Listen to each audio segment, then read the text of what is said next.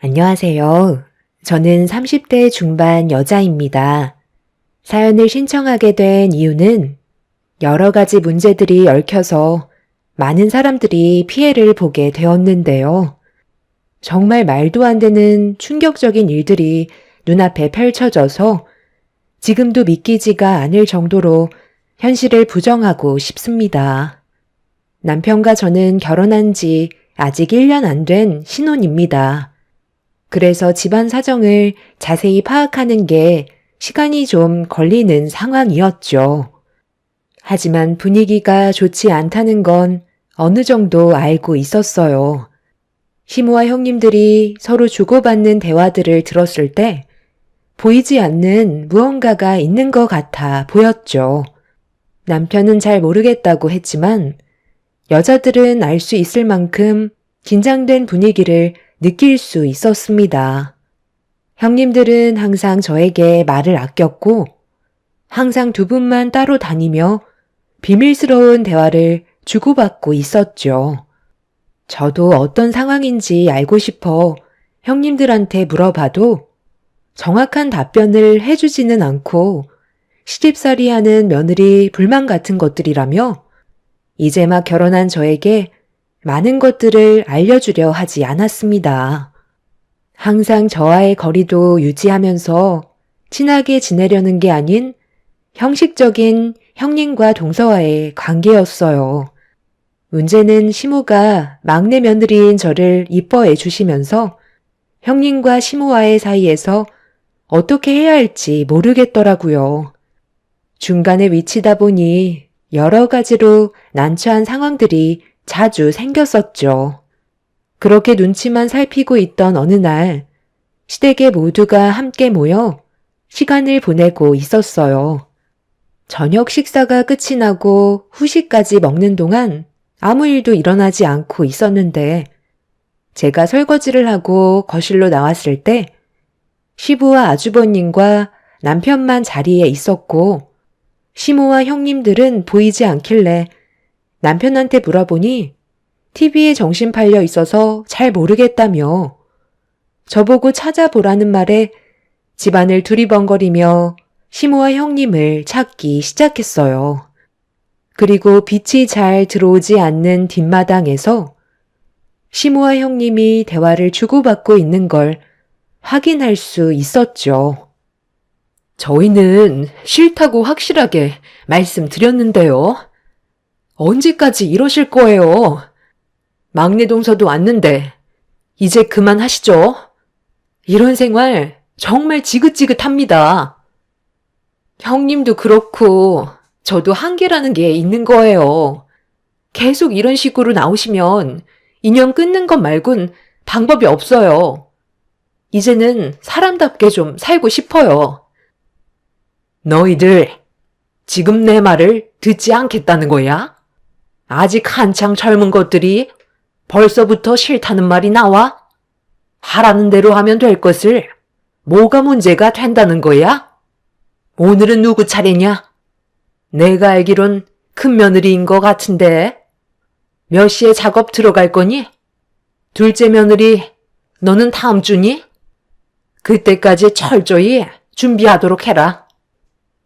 아, 정말 싫다니까요. 계속 이런 식으로 하실 거예요? 제발 저 좀 살려주세요. 이런 삶을 살려고 제가 결혼한 줄 아세요? 차라리 그냥 인연 끊는 게 좋겠어요. 형님이 인연을 끊겠다는 말을 꺼내는 순간 시모는 첫째 형님의 머리채를 잡아 채시더니 절대 원하는 대로 되지 않는다면서 무서운 목소리로 경고를 하셨어요. 둘째 형님은 중간에서 그만하라며 말리고 있는 상황 속에 첫째 형님은 포기한 듯한 얼굴로 시모에게 눈물을 흘리면서 원하는 대로 하겠다며 더 이상 반항을 하지 않았어요. 보통은 이런 경우 시모를 뿌리치고 화를 낼 법도 한데 형님은 참고 있는 듯 보였습니다. 확실한 건 두 형님들이 무언가 책잡힐 만한 불리한 상황이라는 건 대충 알 수 있었어요. 그런데 시모의 말을 순순히 따른 형님들은 그 자리에 주저앉아 눈물을 쏟아내고 있었죠. 시모는 그런 모습이 아무렇지도 않다는 듯 어디론가 가셨습니다. 이런 상황 속에 제가 형님들한테 나타나는 것도 좀 아닌 것 같아 어쩔 수 없이 발을 돌려 다시 거실로 돌아왔어요. 어디 갔다 오는 거야? 전화를 안 받아서 걱정했잖아. 무슨 일 있었어? 안색이 상당히 안 좋은데? 어디 불편하면 방에서 좀 쉬던지. 많이 피곤해 보인다. 동네에 한 바퀴 돌고 왔지. 좀 전에 설거지를 해서 그런가? 좀 피곤한 거 같긴 한데 잠깐 방에 들어가서 좀 쉬어야 할 것 같아. 필요한 거 있으면 얘기해줘. 벌써 들어가 쉬려고? 시엠이 심심한데 우리 막내 며느리가 말동무 좀 해줘라. 그래 줄 수 있지? 어디 좀 잠깐 가야 하거든.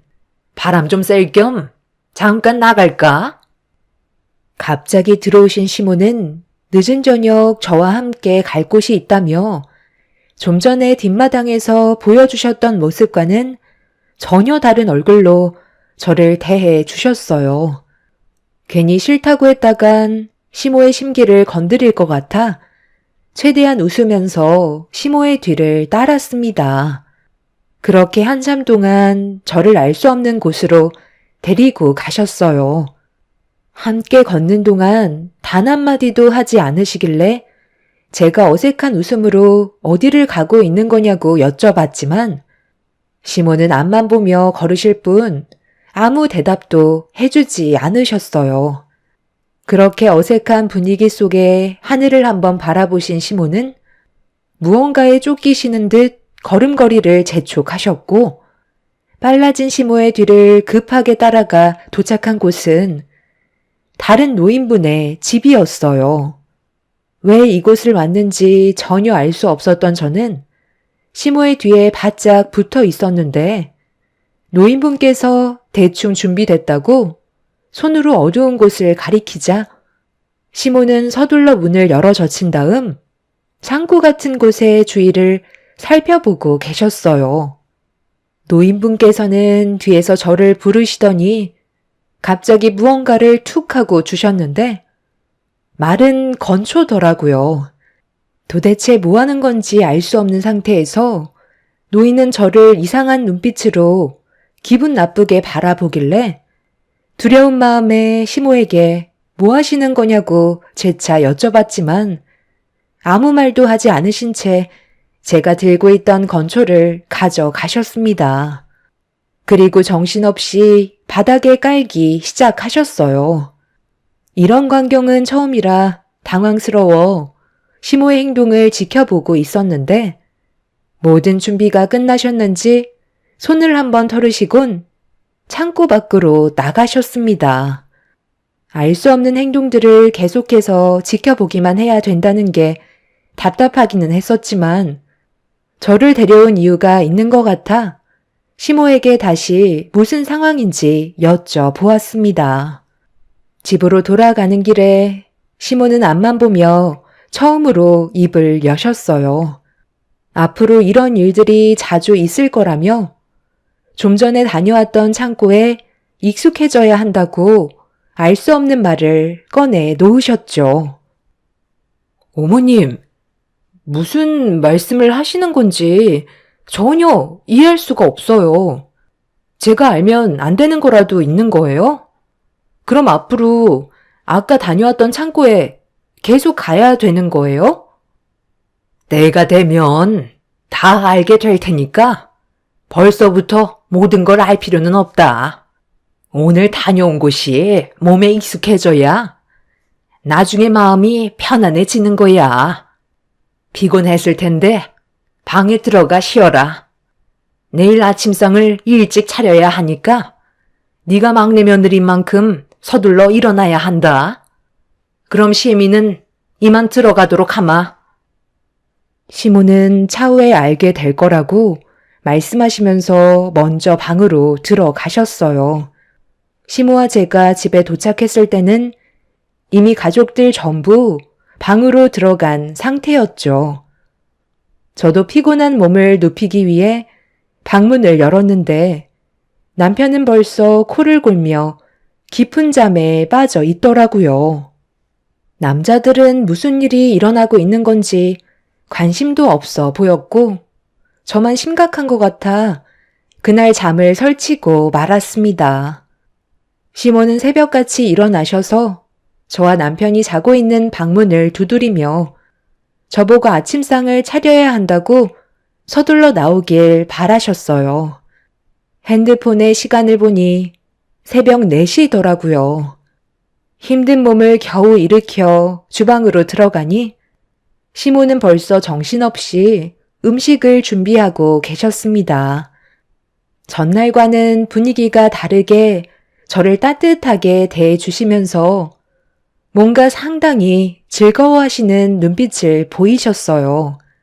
시모의 알 수 없는 가면 속의 얼굴을 바라보면서 최대한 기분을 맞춰드리려 노력하고 있는데 동이 틀 때쯤 누군가 현관문을 열며 들어왔습니다.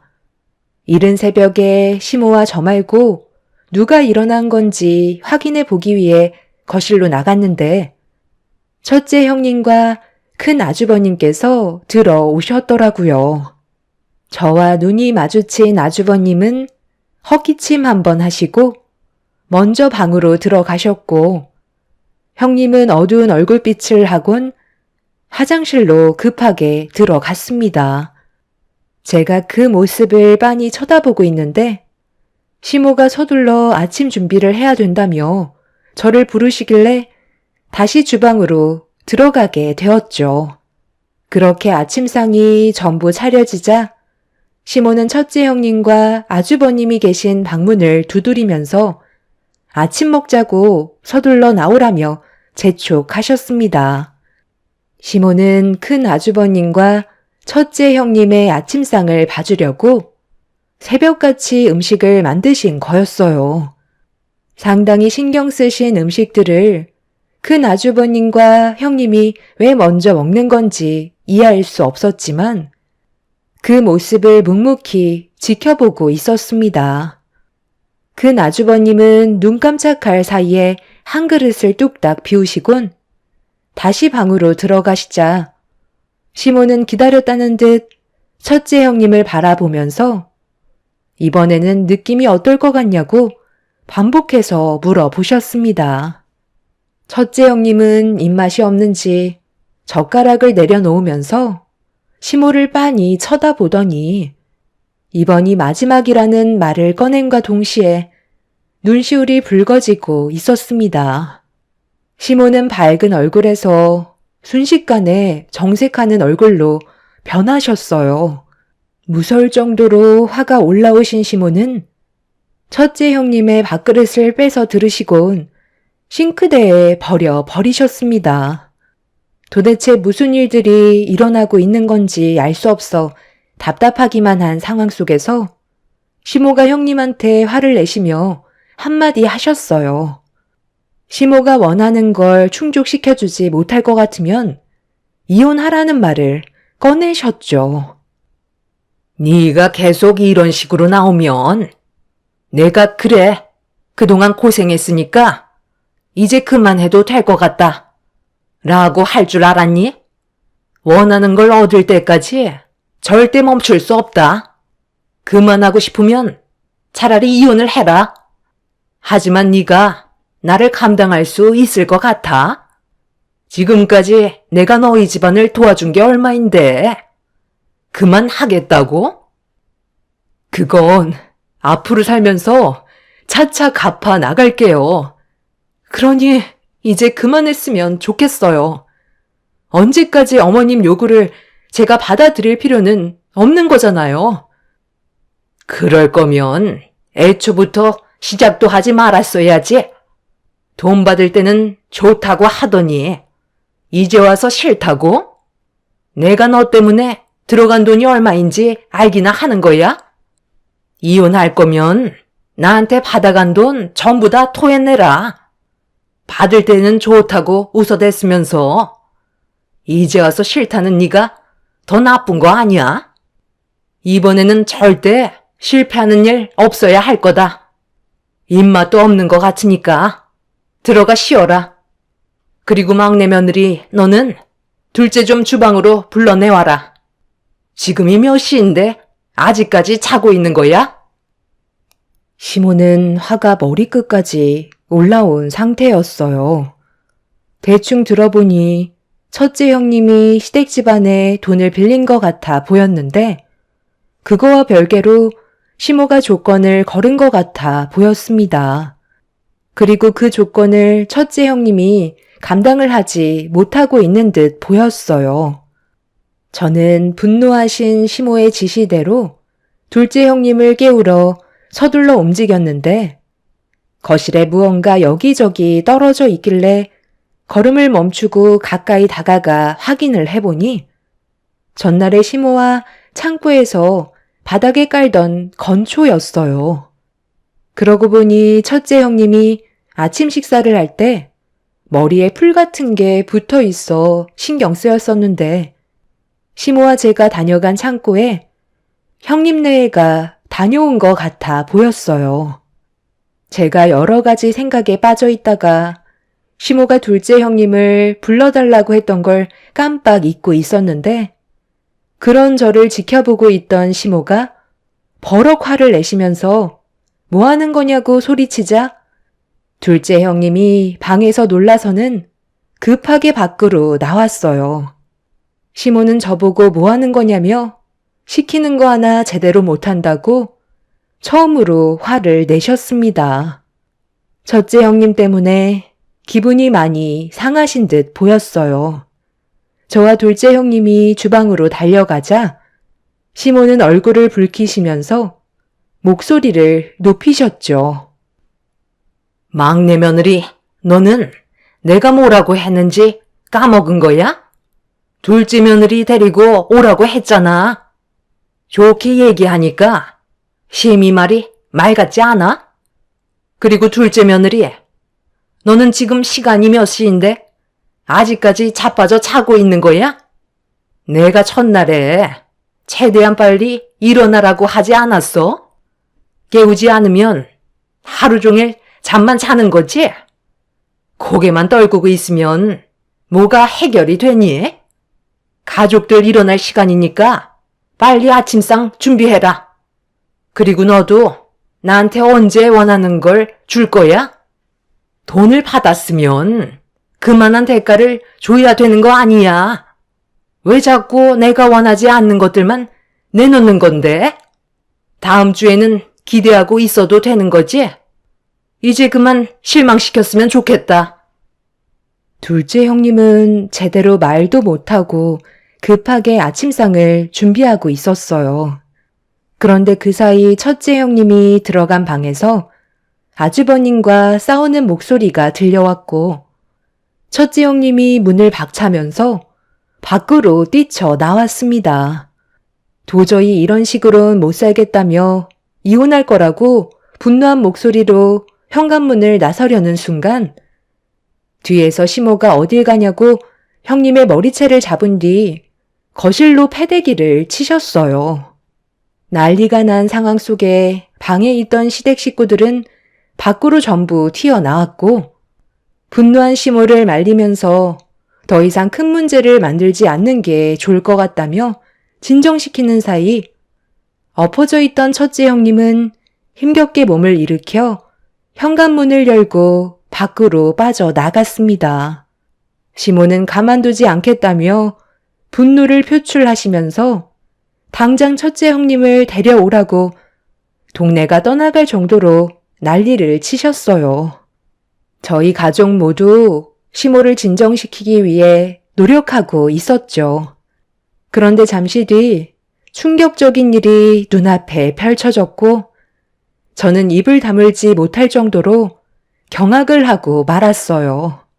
아주버님 차를 타고 집으로 돌아가던 첫째 형님이 교통사고가 났다는 소식을 듣게 되면서 서둘러 병원을 찾았지만 형님은 응급실로 이송 도중에 이미 세상을 떠난 상태라며 말도 안 되는 일들이 눈앞에 펼쳐지고 말았습니다. 현실을 받아들이기엔 너무 충격적인 일들이라 어떻게 해야 될지 몰랐어요. 시몬은 첫째 형님한테 안 좋은 감정을 가지고 있었기 때문에 자기 분을 못 이겨 세상 떠나게 된 거라며 크게 신경 쓰지 않는 듯 보였습니다. 둘째 형님은 상당한 충격을 받았는지 오열을 하면서 눈물을 쏟아내다가 쓰러져 입원까지 하게 되는 돌발 상황까지 이어지고 말았습니다. 뒤늦게서야 첫째 형님의 친정 식구들이 도착하셔선 차가워진 몸을 어루만지시며 오열을 하셨고 전혀 예상하지 못한 상황 속에서 장례를 치르게 되었어요. 그렇게 첫째 형님을 보낸 뒤 충격이 가시기도 전에 둘째 형님의 몸에 문제가 생겼어요. 첫째 형님이 갑자기 세상을 떠났다는 걸 받아들이기 힘들었는지 정신적으로 문제가 생기면서 실어증이라는 진단을 받고 말았습니다. 의사는 시간이 좀 지나야 문제가 해결될 것 같다고는 했지만 그 시간은 얼마가 될지 장담할 수 없다는 안타까운 말을 듣게 되었어요. 점점 안 좋아지는 상황들을 지켜보면서 여러 가지로 걱정이 많았죠. 그런데 둘째 형님의 병문안을 갔던 어느 날 병실에 계셨던 시모가 전화 통화를 하시면서 잠깐 자리를 비우셨는데 그 사이 제 손을 꽉 잡은 둘째 형님은 온몸을 떨면서 무언가를 건네주길래 천천히 손바닥을 펼쳐봤는데 그 안에 적혀 있던 내용은 1분 내로 도망치라는 둘째 형님의 말이었어요. 고개를 들어 형님을 쳐다보는 순간 무언가에 상당한 두려움을 느끼고 있었습니다. 병실을 빨리 나가라는 형님의 손짓에 무슨 상황인지 알지 못하는 상태에서 밖으로 도망치려 하는데 병실 문을 여는 순간 시모와 눈이 마주쳤고 저를 빤히 쳐다보고 계셨습니다. 어디를 급히 가길래? 나를 보자마자 놀라는 거야?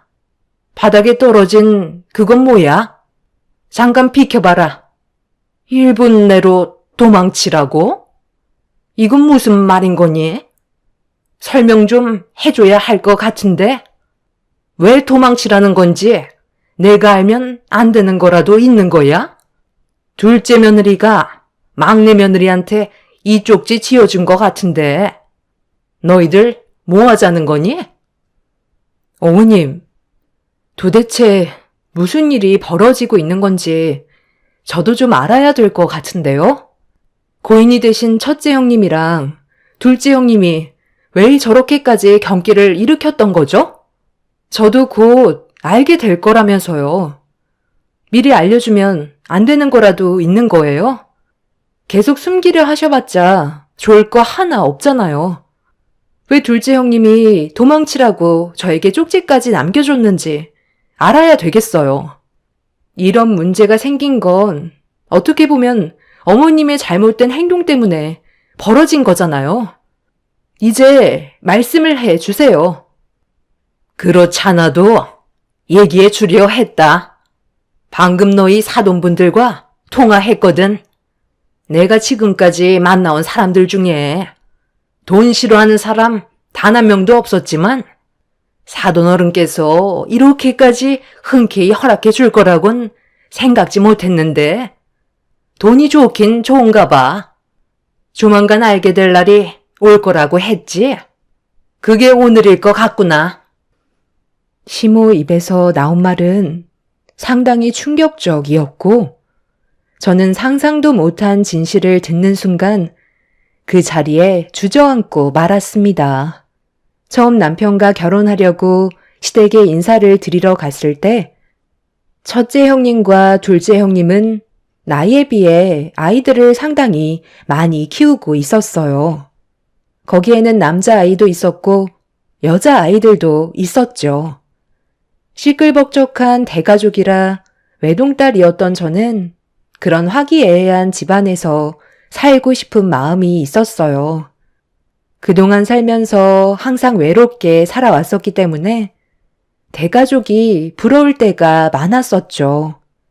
그런데 그건 전부 다 시모의 완벽한 계획이었고, 저는 시모의 말을 듣고 있는 게 거북스러울 정도로 소름이 돋았습니다. 첫째 형님과 둘째 형님 집안은 형편이 많이 좋진 않았습니다. 그에 반해 시댁 집안은 꽤 부유한 집안이었죠. 시모는 아이를 낳게 될 때면 형님들한테 꽤 큰 돈을 지어줬었어요.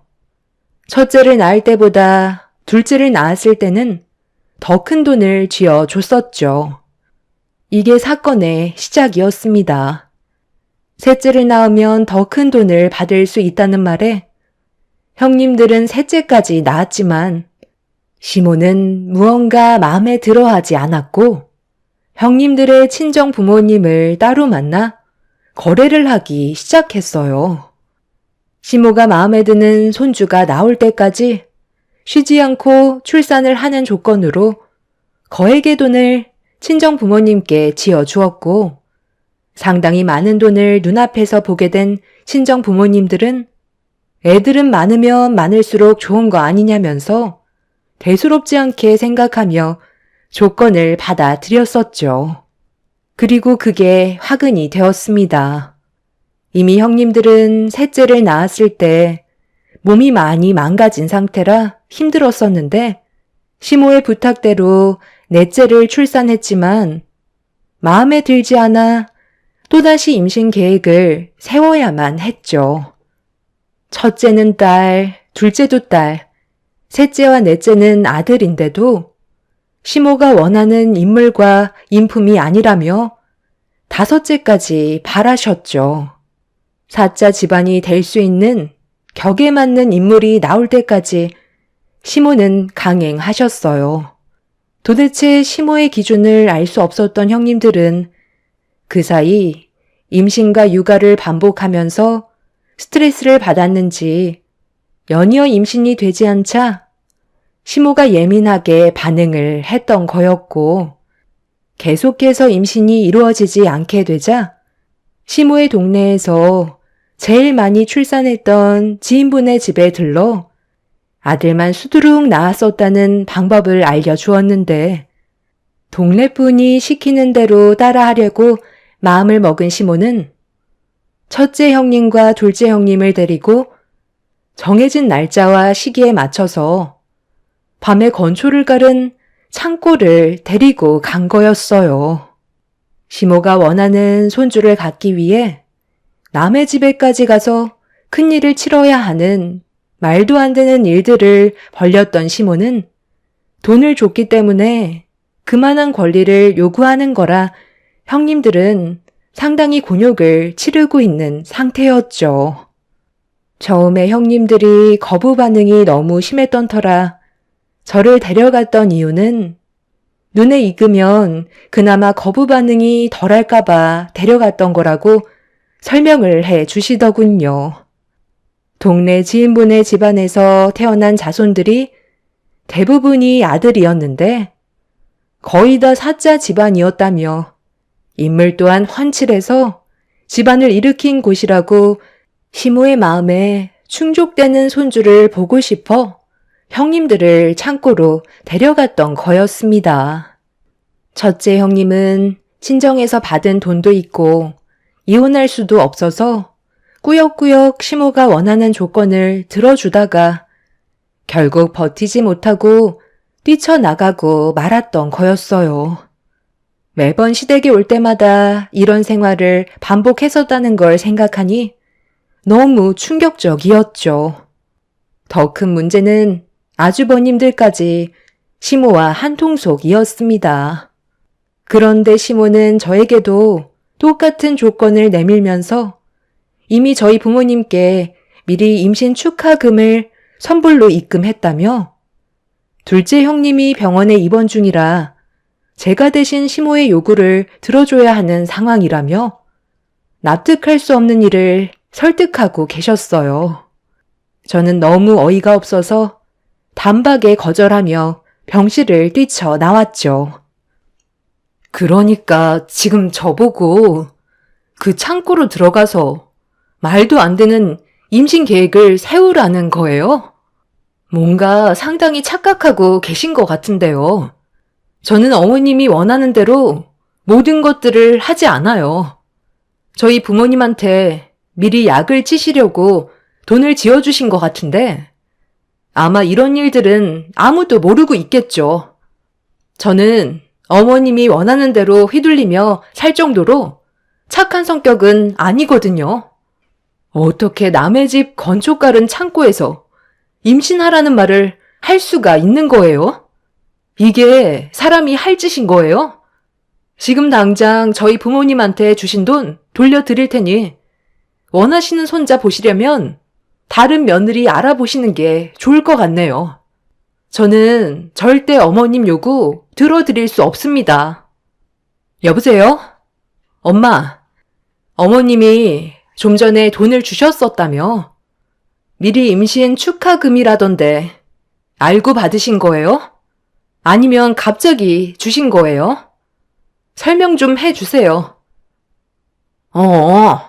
안 그래도 전화하려 했는데 우리 식당 계좌로 입금하시더니 네가 조만간 임신할 텐데 사돈 집안 며느리로 들어와서 고생하는 것 같다고 미안해서 돈을 입금시켰다고 했지만 금액이 너무 커서 못 받을 것 같다고 말씀드렸는데 괜찮다며 전화 끊으시던데 도대체 이게 무슨 상황이니? 지금 식당이 정신없어서 너한테 전화를 못했는데 옆에 사돈 계시면 마음만 받겠다고 잘 설명드린 뒤 돈 돌려드리겠다고 말씀드려라. 가족들끼리 큰돈 왔다 갔다 하면 나중에 꼭 문제가 생기는 법이야. 들으셨죠? 저희 부모님은 어머님이 생각하시는 거랑 전혀 다르신 분이세요. 이런 식으로 아이 낳고 싶지도 않고 지금 상황이 너무 충격이라 어머님 얼굴 더는 못 보겠어요. 이게 다 무슨 말이야? 병실에서 소란 피우면 되겠어? 엄마, 무슨 문제 있어요? 당신은 지금 우리 엄마한테 소리 지르면서 왜 대들고 그래? 글쎄, 어머님이 뭐라고 했는지 알아?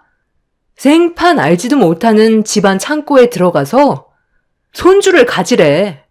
거기에서 만들면 인물 좋고 어머님이 원하는 손주가 나온다고 그렇게 해달라는데 내가 그런 조건을 정신 나갔다고 들어주겠어?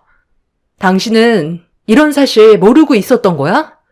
이게 사람이 할 짓이냐고. 그게 뭐가 잘못됐다는 거야? 전부 다 알고 있었는데? 당신이랑 결혼하기 전부터 지켜봐 왔던 건데 무슨 문제 있어? 이왕 태어나는 아이 우리 엄마가 원하는 손주로 안겨드리면 좋은 거잖아. 남편의 한마디에 모든 것들이 무너져 내렸고 집안 전체가 정상이 아니라는 걸 알게 되면서 더는 이런 사람들과 함께하고 싶지 않았어요. 그동안 보냈던 시간들이 너무 소름이 돋았고 하루빨리 그 자리에서 벗어나고 싶었습니다. 더는 대화할 가치도 없을 것 같아 병실에서 밖으로 빠져나오려고 하는데 시모가 제 팔을 붙잡으면서 어딜 가냐고 소리를 지르며 잡아 끌어당겼어요. 남편은 저에게 이혼은 절대 해주지 않을 거라면서 이혼을 원하면 시모가 원하는 아들 하나 정도는 낳고 이혼을 하라고 충격적인 말을 꺼내 놓았죠. 더는 듣고 싶지 않아 시모를 강하게 뿌리치며 병실 밖으로 나오자 남편은 자기 엄마 밀쳤다고 저를 붙잡아 벽으로 강하게 밀쳐버렸어요. 참고 참았던 분노가 한꺼번에 터져 올라오면서 남편의 얼굴에 사정없이 손을 올려붙인 뒤 주변 사람들한테 도움을 요청했습니다. 결국 병원 관계자분들이 몰려와 남편과 저를 떼어 놓았고, 경찰들의 도움으로 상황이 어느 정도 정리가 된 이후 저는 부모님께 이런 사실들에 대해 전부 설명을 드린 뒤 이혼을 선택하게 되었습니다. 하마터면 형님들이 겪었던 그런 말도 안 되는 일들이 저에게도 올 뻔했지만 하루빨리 남편과 정리를 해서 그런 정신 나간 집안과 더 이상 엮이지 않을 수 있었네요.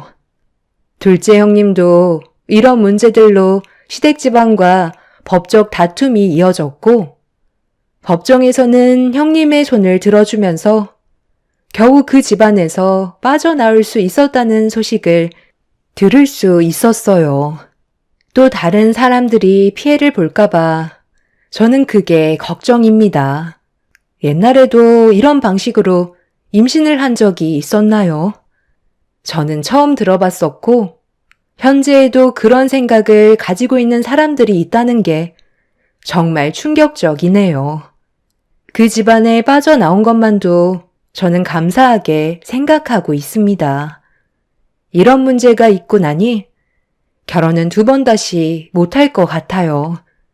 제 사연 들어주신 분들도 임신 축하금으로 유인하는 이런 집안 조심하세요. 감사합니다. 안녕하세요. 20년의 결혼 생활을 한 40대 주부입니다. 저는 또래에 비해서 일찍 결혼을 한 편이에요. 성인이 되고 나서 아르바이트를 하러 갔던 곳 사장님이 바로 저희 남편이었습니다. 일을 하다 보니 서로 마음이 생겼고 연애를 하게 되었고 그렇게 결혼까지 하게 된 케이스죠. 결혼을 하고 나서 바로 임신을 하게 돼 저는 전업주부로 남편은 사업을 운영하면서 살았습니다.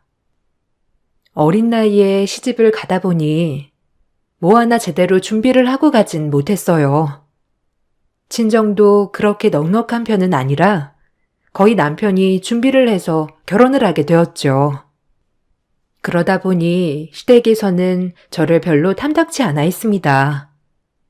생각했던 것보다 시집살이는 고되었어요.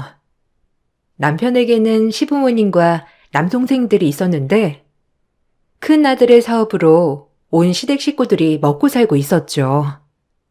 시댁에서는 아들이 잘 나가는 사업가라는 것에 자부심이 컸어요. 시댁 자체가 잘 사는 편은 아니었지만 남편이 능력이 좋았기 때문에 시댁 식구들이 일을 하지 않고서도 생활할 수 있었습니다. 이런 상황에서 식구 한 명이 늘어나니 시모는 저를 정말 탐탁치 않아 했습니다. 결혼 10년이 지났을 때에도 시모의 막말은 거침이 없었어요. 아니 내가 쟤랑 큰애를 왜 결혼시켰나 몰라. 너무 마음에 들지 않았는데 우리 큰애가 너무 좋아하니까 얘 아니면 결혼 안 하겠다고 해버리니 어쩌겠어. 그냥 결혼시킨 거지. 장손이라서 어릴 적부터 귀하게 자랐는데 아휴 여우 같은 계집애가 어떻게 깨었는지 죽어도 결혼하겠다고 난리이니 딸랑 몸 하나 가지고 와서 앉아있는데 어찌나 속이 타던지 살림이라도 잘하면 몰라. 생각보다 손도 느리고 집안일도 제대로 하는 게 없고 내 팔자가 아들 낳아놓고는 끝났나 보다.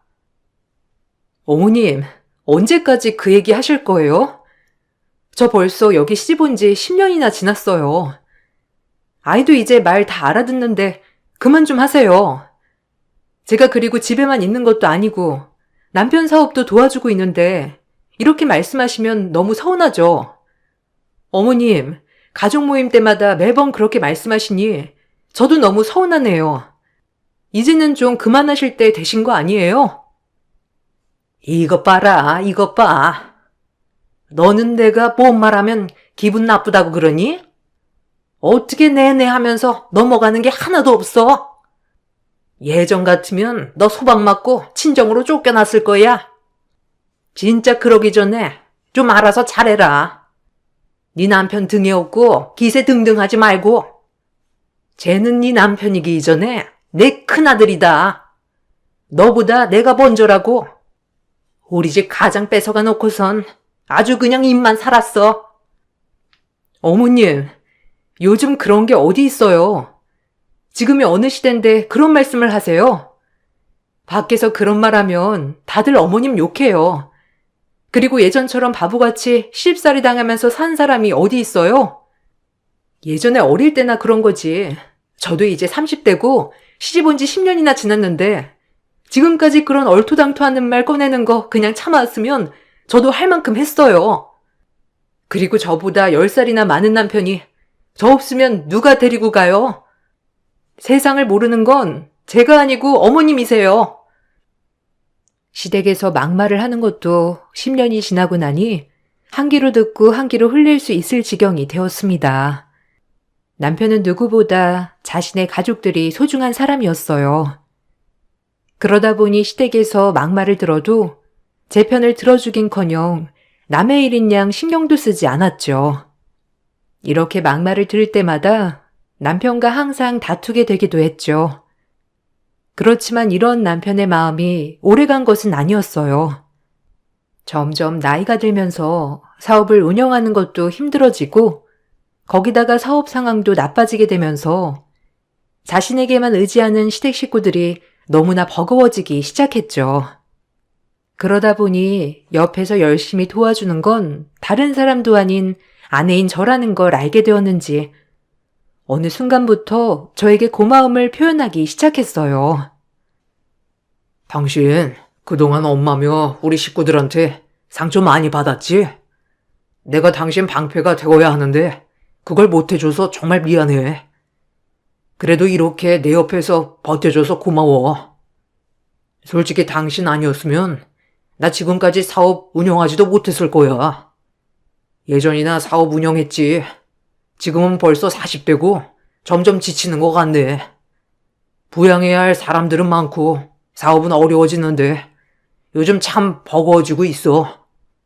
그래도 이젠 당신이 덜어줘서 얼마나 고마운지 몰라. 그래도 이렇게 알아주니 고맙네.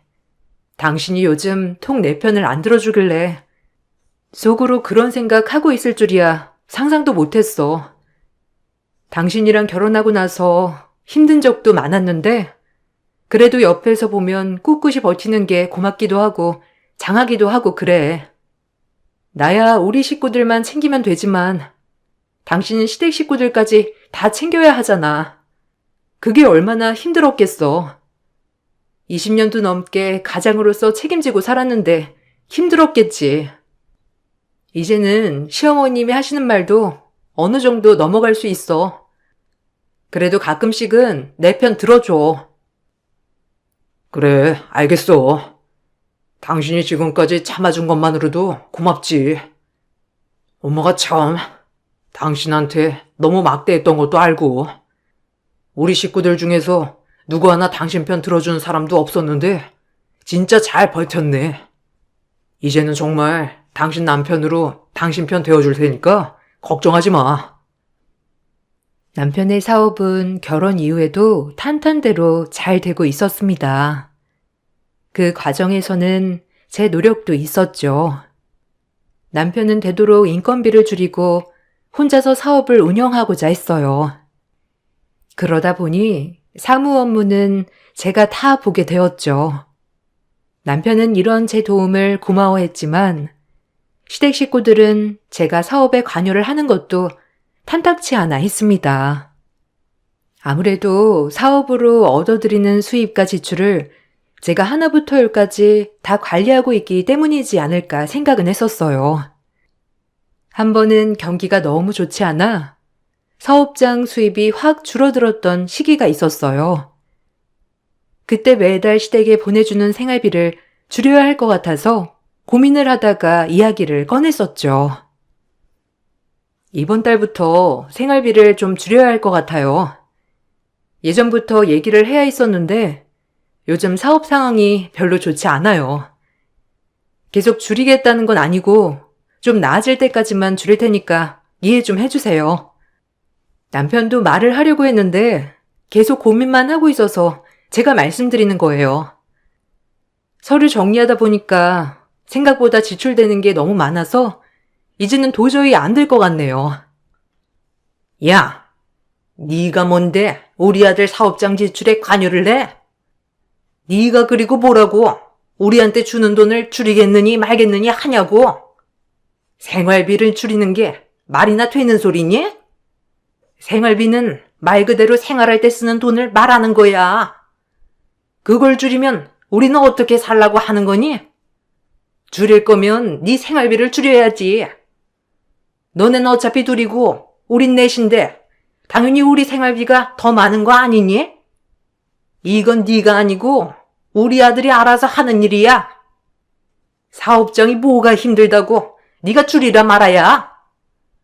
멀쩡히 운영되고 있는 걸 네가 뒷돈 빼먹으려고 그러는 거 아니니? 어머님, 어떻게 그렇게 되나요? 저희 식구 남편이랑 아이까지 해서 세 식구인데 어떻게 그렇게 말씀하세요? 그리고 제가 무슨 뒷돈을 빼먹었다고 하세요? 그렇게 못 믿겠으면 직접 사업장 오셔서 확인해 보세요. 요즘 경기 때문에 오는 손님도 하나 없는데 오시면 바로 아시잖아요. 유지비도 만만치 않은데 지금까지 순수익 절반 이상 가지고 갔던 거 아시잖아요. 그건 안 이상하세요? 요새 남편이 힘들어서 잠도 못 자고 고민만 하고 있는데 어떻게 지금 이 상황을 아무도 모르고 그냥 놔두세요? 너 지금 배 아파서 그러냐? 너한테 다 들어갈 돈인데 식구들 챙긴다고 배 아파서 그렇지? 진정해도 돈 보내주랴? 어떻게 진정에 돈 보내주면 그런 거지 같은 말 안 할 거니? 그거라면 말해보지 그랬니? 내가 10만 원 매달 보내줄 수 있는데 어디 감히 시어미한테 이런 식으로 대해? 그리고 네가 뭐 돈 한 푼 버는 게 있어서 지금 그렇게 당당한 거니? 집에만 앉아있는 애가 네가 뭔데 생활비를 우는 애? 어머니, 그만 좀 하세요. 안 그래도 내가 말하려고 했는데 아내가 대신 말한 거니까 그만 좀 하시라고요. 사업이 요즘 진짜 힘들어요. 더 이상 생활비 전처럼 드리지 못할 것 같아요. 전에도 몇 번 말씀드렸잖아요. 생활비 줄이겠다고 말씀드렸는데 그때마다 우는 소리 하셔가지고 제가 줄이지도 못했어요. 근데 더 이상은 안 돼요. 이제는 사업 운영하는 것도 너무 힘들고 수익도 안 나오고 있어요. 그대로 생활비 드리면 버티기 어려우니까 지출 좀 줄일게요. 얘가 드디어 미쳤구나. 여자 잘못 만나더니만 가족을 다 버리고 있네. 이래서 근본 없는 여자애 집에 들이는 게 아니었다. 너 10년 넘게 이 집안 며느리라고 네가 이 집안 사람 된 거 같니? 남편 끼어서 돈까지 자기가 다 쓰려고 하는 거 봐라.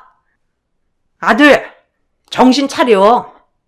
쟤 너 돈 먹으려고 그러는 거야. 어떻게 가족들 생활비를 줄이겠다는 소리가 나오니? 20년 넘게 주던 걸 어떻게 그럴 수가 있어? 어머니나 정신 차리세요. 엄마도 그렇고 아빠도 그렇고 동생도 그렇고 지금껏 마땅한 일 한번 하지 않고서 생활하셨잖아요. 다 저만 바라보고 살았는데 제가 내 식구 생활도 다 책임졌잖아요. 거기다가 여기에만 들어가는 게 몇 천이에요. 저희 생활비는 거기에 반도 안 되는데 지금 이게 말이나 된다고 생각하세요? 아버지 어머니는 그렇다 치더라도 동생은 일을 하게 하셔야죠. 얘가 정말 단단히 미쳤구나. 네 동생이 할 줄 아는 게 뭐가 있다고 일을 시키니? 그리고 너 지금까지 아무런 말도 안 하다가 이제 와서 이러는 이유가 뭐야? 제가 너한테 그렇게 말하라고 시키디?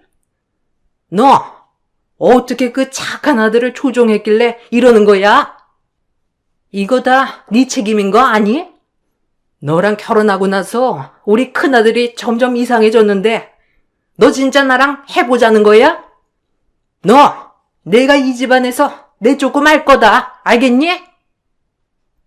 시어머님은 남편이 하는 이야기가 다 제가 조종하는 것이라 생각을 하셨어요. 그렇지만 더 이상 시댁을 전처럼 지원해 줄 수 없는 것이 사실이었죠. 시댁의 생활비를 줄이자 시댁에서는 계속 압박을 해왔습니다. 저에게는 폭언이 담긴 메시지를 계속 보내왔고 남편에게는 매일매일 우는 소리로 시모와 시부 동생들이 돌아가면서 전화를 해왔죠. 그때 당시 스트레스가 너무 심해져서 남편은 정말 힘들어했어요. 사업도 잘 풀리지 않는데 그렇다고 해서 시댁 식구들 누구 하나 도와주는 사람이 없으니 더 답답했죠.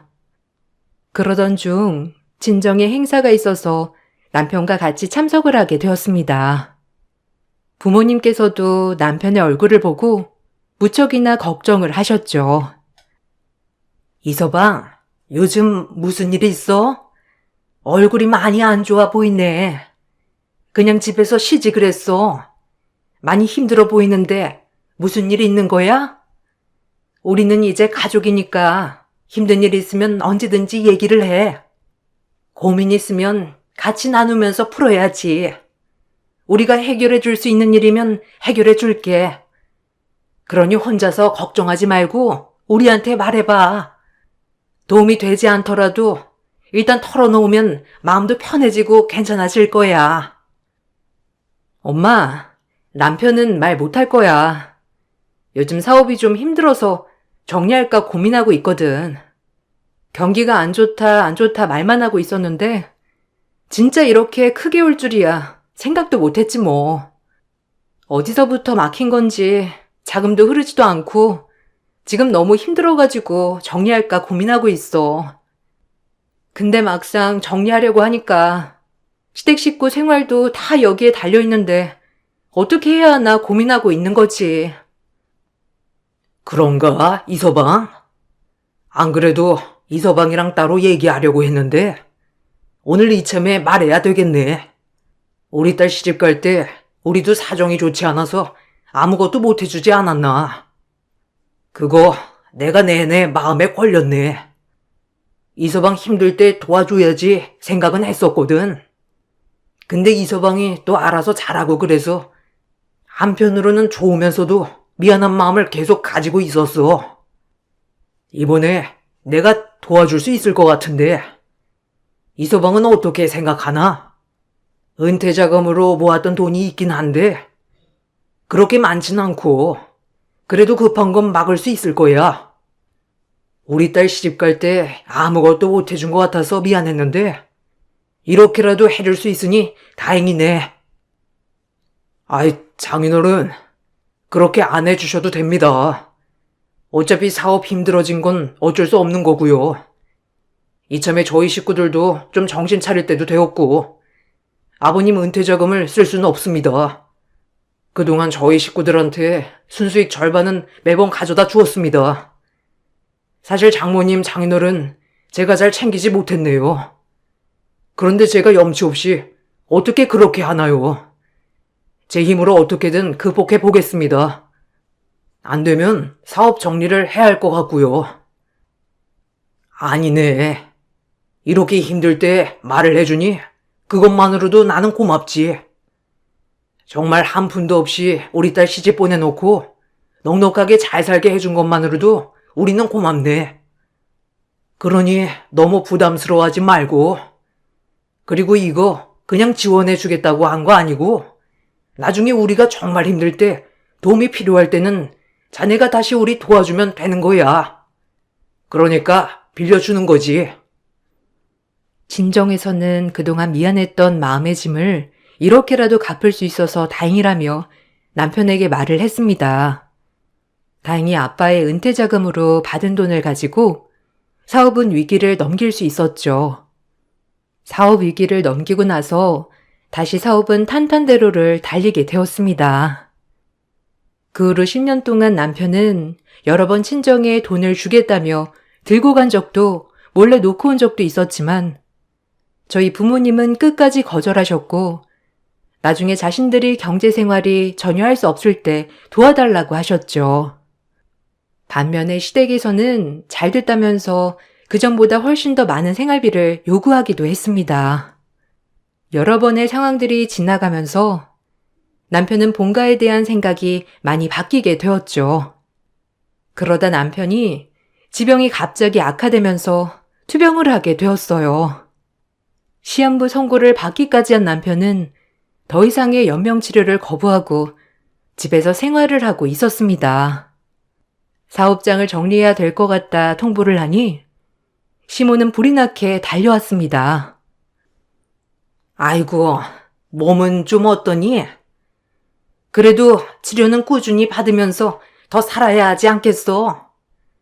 엄마가 정말 너무 속상해서 말하는 거다.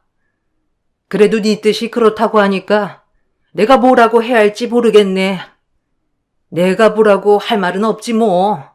그래, 그럼 사업이나 재산은 어떻게 하기로 했니? 사업은 네가 운영할 수 없으니까 다른 방법을 찾아야 하지 않겠어? 안 그래도 사업 정리하려고요. 저 없이 운영을 하는 것도 힘들고 이제 와서 뒤를 이을 사람 찾는 것도 이상하고요. 그냥 정리를 하는 게 나을 것 같아요. 시간도 별로 없으니까 그냥 다 정리하고 가족끼리 시간 좀 보내다가 편하게 가고 싶어요. 아니, 왜 사업 받을 사람이 없어? 네 동생 있잖아. 너는 왜 네 동생은 하나도 생각을 안 하니? 너 하나밖에 없는 동생한테 넘겨주면 알아서 사업장 관리 잘할 텐데. 그러지 말고 네 동생한테 사장 자리 넘겨줘. 아무리 그래도 지금까지 30년을 운영해온 걸 어떻게 하루아침에 없애버려? 그건 찾아오는 사람들한테도 예의가 아니지. 그래도 동생이 받았다고 하면 사람들도 잘 찾아오고 그럴 거다.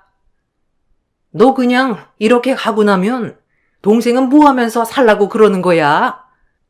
다 얘랑 네 자식들만 배부르게 해주는 건데 네 본가 생각은 안 하니? 동생한테 넘겨주면 내가 잘 얘기해서 네 식구들 잘 챙기라고 할 테니까 그렇게 하자. 어머니, 어떻게 동생이 이걸 운영해요? 30년 가까이 될 때 동안 한 번도 사업장에 온 적도 없는 애예요. 이 분야로 아예 일도 안 해본 앤데 어떻게 사장으로 일해요? 지금까지 직원은커녕 아르바이트로도 와본 적이 없어요. 고객들 생각하면 아쉽긴 하지만 그렇다고 준비도 안 된 사람을 무작정 사장 자리에 앉힐 순 없어요. 그러니까 그런 소리 하지 마시고 어머니는 더 이상 이렇게 관여하지 마세요. 너 무슨 그런 서운한 소리를 해?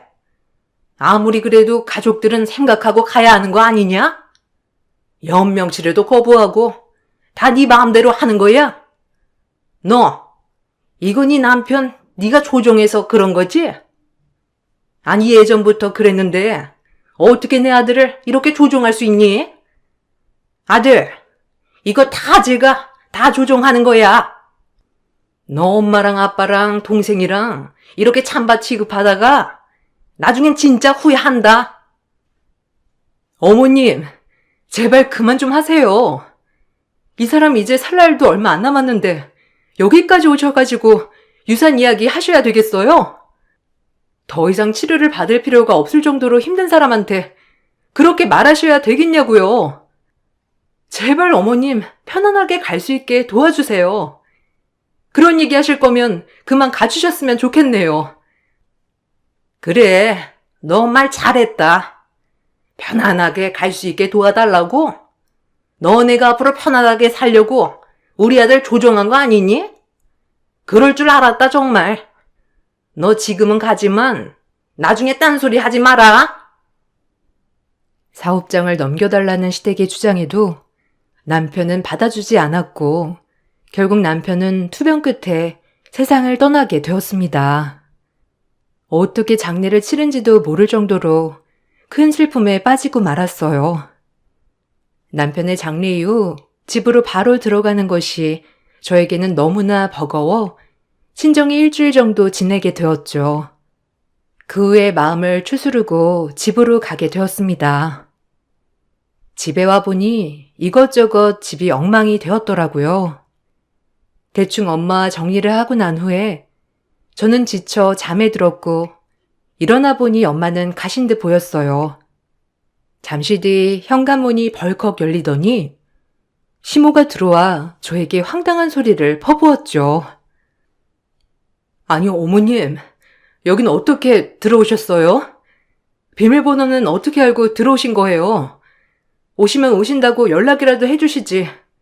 지금 집이 좀 엉망이라서 정리가 안 돼 있어요. 어머님 혼자서 오신 거예요?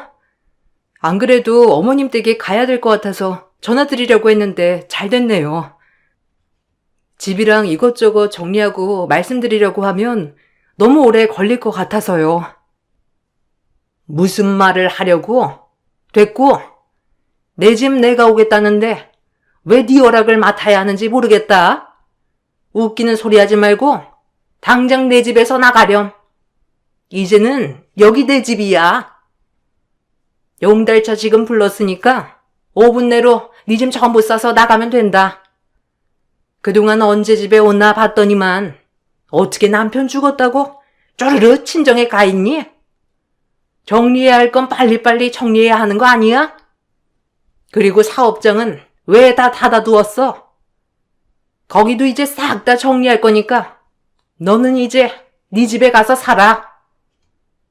어머님, 무슨 소리를 하시는 거예요? 여기가 어떻게 어머님 집이에요? 여기 제 집이에요. 저랑 남편이 같이 꾸린 집이라고요. 더 이상 헛소리 하지 마시고 댁으로 돌아가세요. 도대체 무슨 소리를 하시는지 모르겠는데 여긴 저희 집입니다. 이런 식으로 갑자기 오셔가지고 나가라고 하면 어떻게 하나요? 그리고 용달이란요. 저 못 나가고 안 나갑니다. 그래, 내가 너 그럴 줄 알았어. 여기 네 남편이 나한테 남겨두고 갔어. 여기 보이지? 네 남편이 나한테 남긴다고 유서 쓴 거. 여기 인감이며 다 찍혀 있잖아. 그니까 이거 이제 내 집이야. 그러니 네가 나가야 하지 않겠니? 너도 모르긴 했나 보네. 이거 우리 큰아들이 우리 여기 와서 살라고 하면서 유서 남긴 거야. 아직 명의는 안 바뀌었지만 이제 곧 바꿀 거니까 걱정하지 말고. 시모가 보여주는 서류를 보니 서류에는 남편의 인감도장과 함께 남편이 이 집과 사업장을 시댁 식구들에게 남긴다는 내용의 유언장이 있었어요.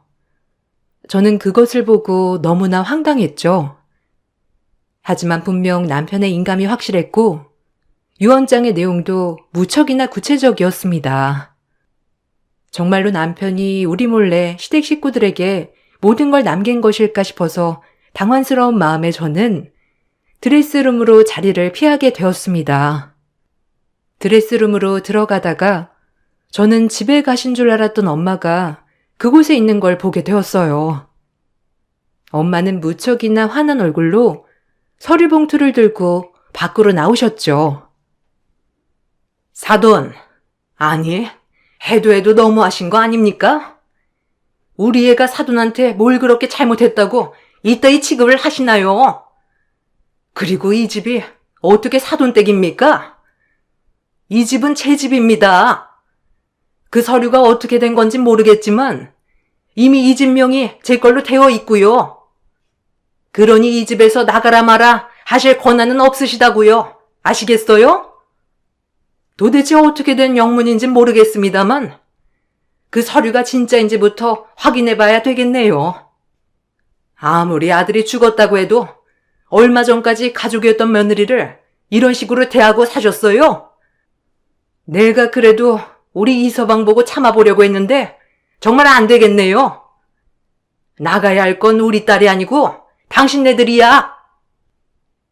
아니, 이게 뭐 하는 짓이야? 보고 배운 게 없어서 그런가? 사돈 어려운 줄도 모르고 아무 데서나 소리치고 앉아있어. 그리고 내가 왜 나가? 여기 우리 아들 집이야. 우리 아들이 우리 살라고 남겨둔 집이라고. 무슨 당신 명의로 되어 있다고 그래? 유언에 써져 있는 거 안 보여? 아무튼 뻔뻔하기가 모녀가 닮았네. 예, 네가 한번 말해봐. 이 집 네 엄마 명의로 되어 있니? 아니, 이게 어떻게 된 거예요? 엄마, 이게 무슨 말이야? 갑자기 이 집이 엄마 명의라니. 그리고 어머님, 유언장은 언제 작성된 거예요? 인감은 우리 남편 것이 맞는 것 같은데 정말로 우리 남편이 다 시댁 식구들한테 유산으로 남겼다는 말씀이세요? 아니야. 이서방 그렇게 하지 않았어. 이 집 내 집이야. 서류 내가 떼왔으니 이거 보렴. 당신 10년 전에 이서방 사업 힘들 때 그때 뭐 하나 도와준 적 있어요? 아님 그동안 사업 운영하면서 이서방 고생하는 거 알아준 적 있냐고. 그때 우리 목숨 같은 애들 아빠 퇴직금 가지고 이서방 사업 도와줬어. 그렇게 위기 견뎌내고 나니까 당신 뭐라고 그랬어? 이제는 생활비 더 줄 수 있겠다고 하지 않았어? 근데 그때 당신 아들 우리한테 고맙다면서 이 집 증여해줬어. 엄마는 손에 들고 있던 서류 봉투를 시모 앞으로 던졌습니다. 서류를 보고서는 다들 깜짝 놀라는 눈치였어요.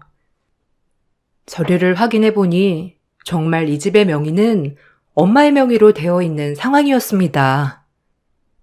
거기다가 사업체 역시 대표자 명의 아빠로 되어 있었죠. 남편은 그동안 자신의 신상을 정리하면서 자신을 정말 친아들처럼 대해주고 아껴주었던 저희 친정 부모님께 모든 것을 남기고 떠났습니다. 물론 시댁 식구들에게도 가지고 있었던 재산을 남겨주었지만 시댁에서는 나머지 재산에 대해서도 탐을 내고 있었던 것이었어요. 이 사실을 받아들이지 못했던 시댁 식구들은 유산에 대한 반환 소송을 진행하였습니다.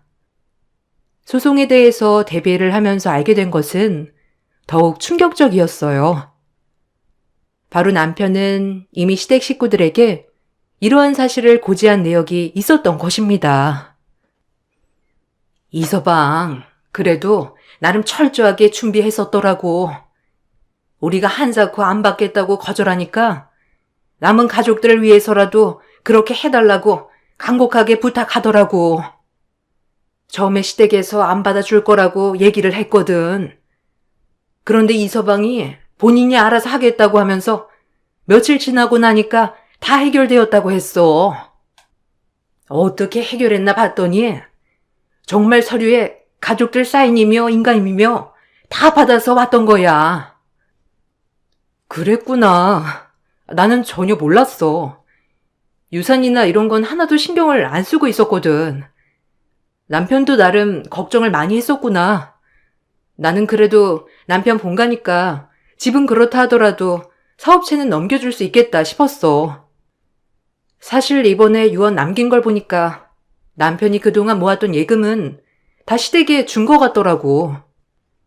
그래서 솔직히 좀 서운하기도 했는데 이렇게 한 걸 보니 역시 나보다 한 수 앞이라 생각이 드네. 그러게.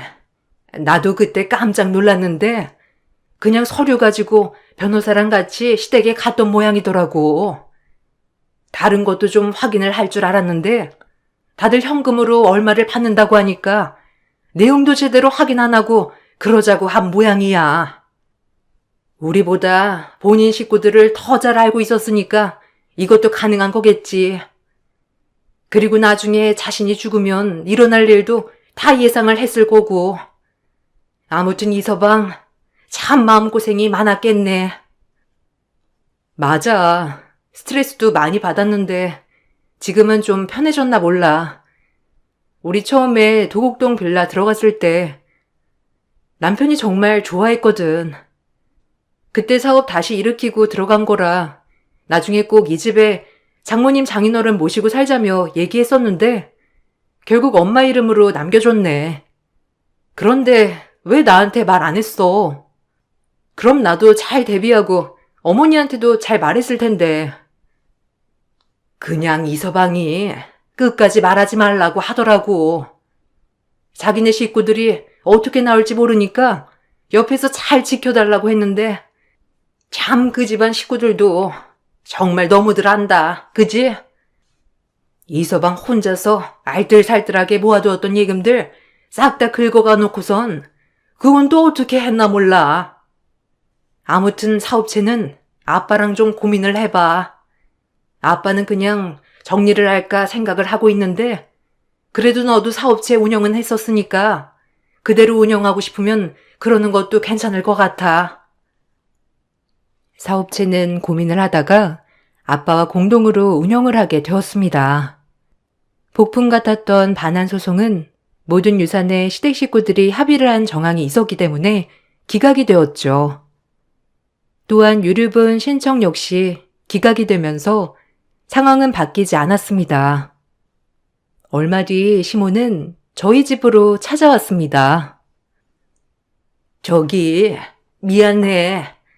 그때 내가 너무 흥분해서 너한테 그리고 우리 사돈어른한테 너무 심하게 말한 것 같구나. 내가 이렇게 사과할게. 그동안 내가 좀 못되게 굴었지? 우리 아들이 좀 마음이 약해서 이곳저곳 치이면서 살아서 나는 너한테 잡혀 사는 줄 알고 그랬던 거야. 다 내 진심은 아니었다. 이렇게 사과할 테니 받아주겠니?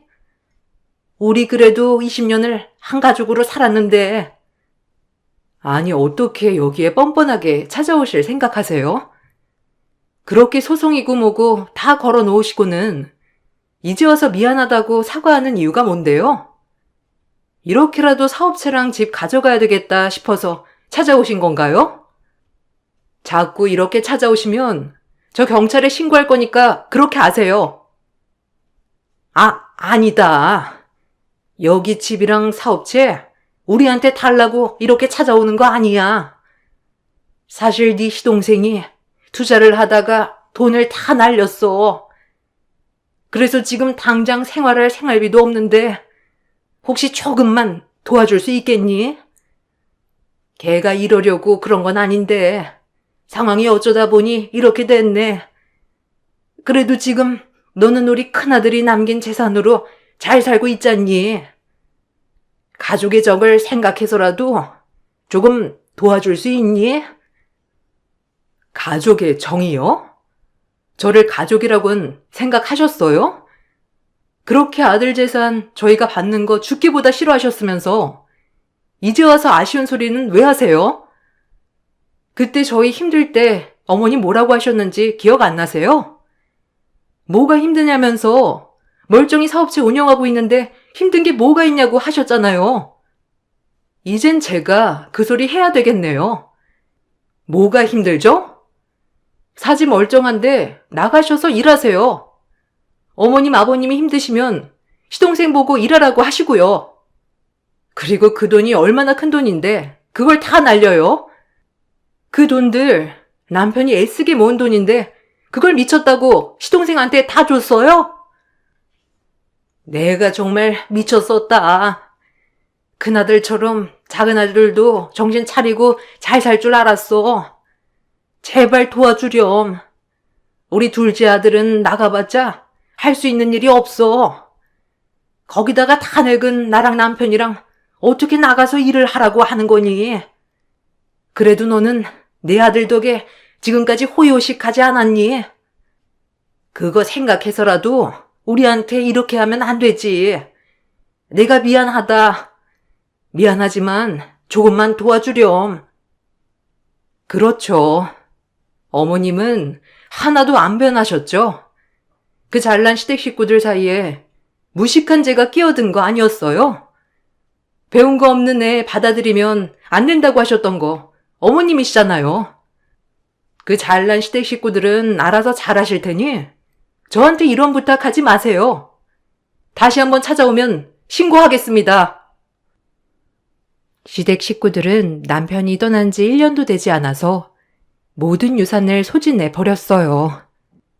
처음에는 시동생이 투자로 인해서 다 날린 줄 알았지만 알고 봤더니 시동생이 투자뿐만 아니라 여전히 바뀌지 않은 시댁 식구들의 사치도 한몫을 했죠.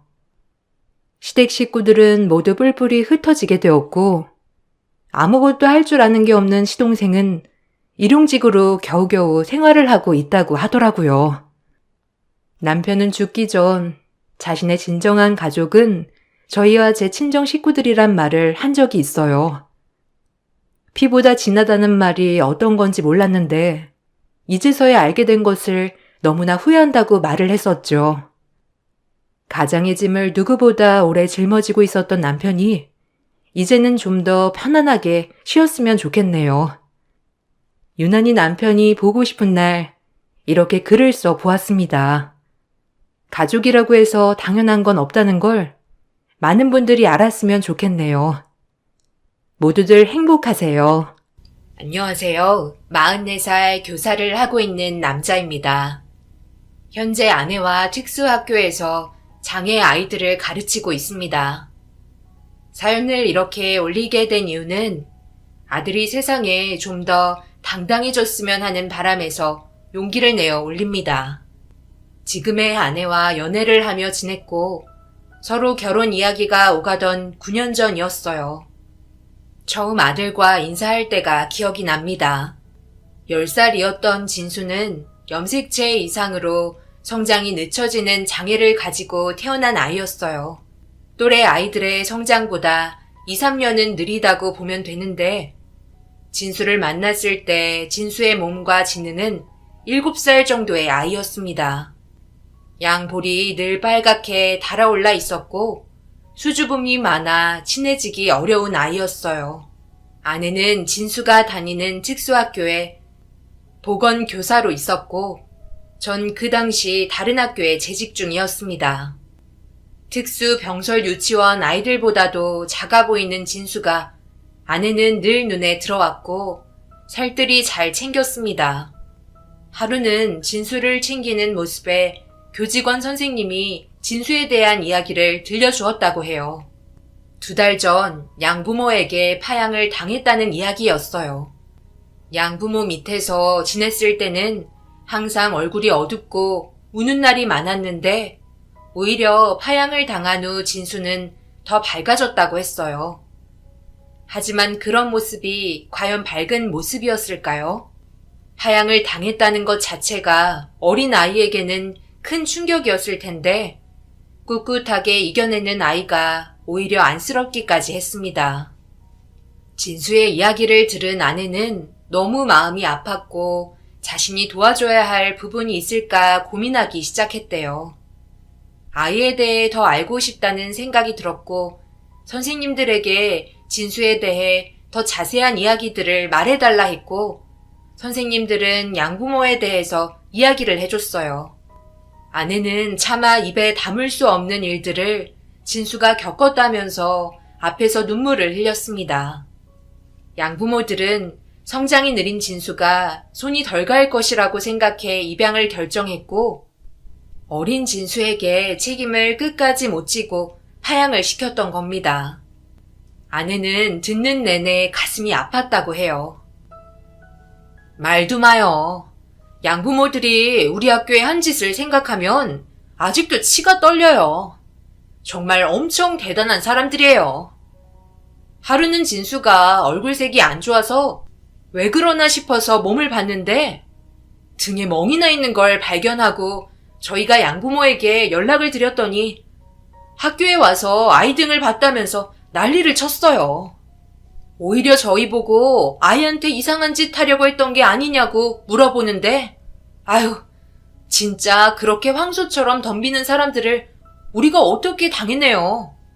분명 양부모가 괴롭힌 흔적 같은데 엄청 잡아대니까 학교에서 어떻게 할 수가 없더라고요. 그때는 진수도 엄마 하며 잘 따르길래 두고 봤죠.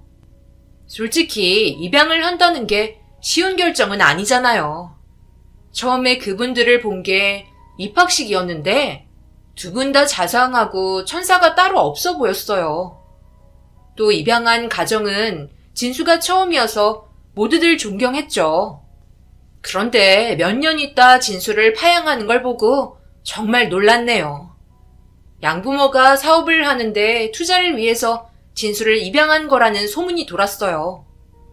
소문이긴 했지만 여기서는 다 그렇게 알고 있어요. 그럴 만한 사람들이거든요. 세상에 그런 사람들도 있더라고요. 여기에 있으면 정말 다들 대단하고 존경스럽기까지 하는데 여기 아이들은 가족들한테 사랑받고 있는데 진수만 혼자예요. 얼마나 마음이 아팠는지 몰라요. 자신을 이용하고 버린 사람들을 원망하기는커녕 자신 탓이라고 생각이나 안 했으면 좋겠어요. 아내는 진수에 대해 자세히 알게 되자 더 이상 진수가 상처받길 원하지 않았어요. 맹목적인 친절과 사랑이 아이에게 오히려 독이 될까봐 걱정했죠. 날 책임져 주지도 않을 거면서 동정으로 이뻐해 주는 걸 싫어하는 아이들도 있었습니다.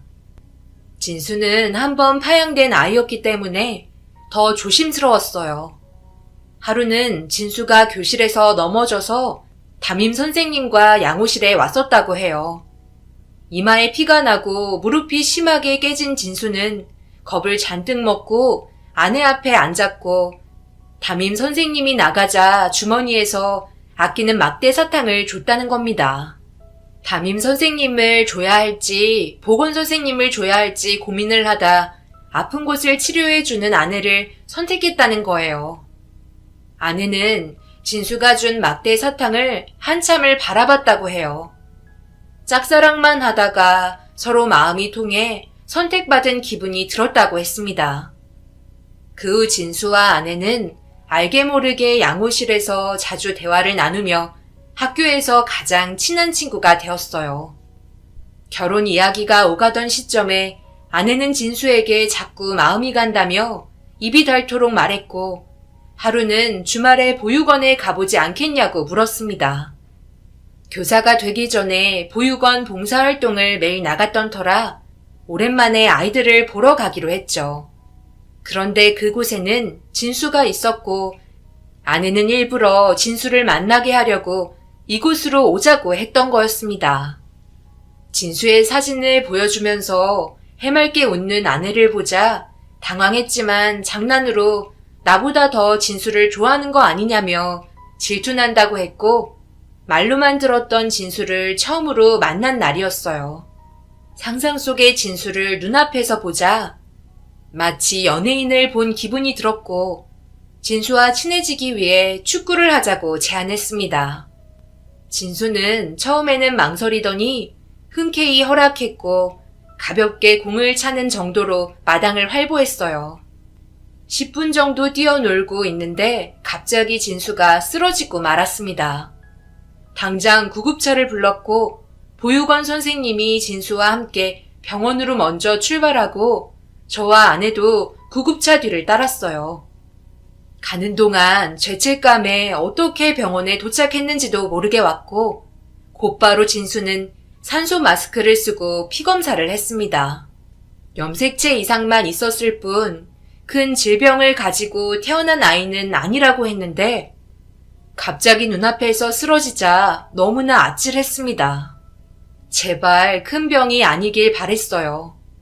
하필 제일 더운 시간이었던 낮에 괜히 축구를 하자고 하는 바람에 이 사단이 난 것 같아 얼굴을 들 수가 없었습니다.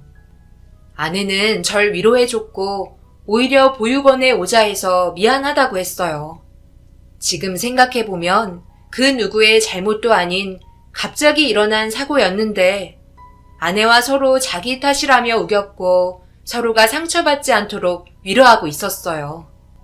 기다린 끝에 검사 결과가 나왔고 다행히 진수는 큰 병이 있었던 게 아니라 빈혈로 인해 쓰러진 것이라며 수액을 맞고 퇴원을 하라고 했습니다. 10년 감수한 순간이었습니다. 서로 안도의 한숨을 쉬며 눈이 마주쳤는데 민망했는지 아내가 제배에 핵펀치를 날리며 진수 곁으로 갔습니다. 그날의 핵펀치의 아픔이 아직도 몸이 생생하게 기억하고 있네요. 아내는 보육원 선생님을 보내고 수액을 다 마치고 데리고 가겠다고 했고 누워있는 진수를 한참을 바라봤습니다. 꼭 천사가 자고 있는 것 같았고 어느새 제 마음에도 진수가 꽉 차 있다는 걸 알게 됐어요.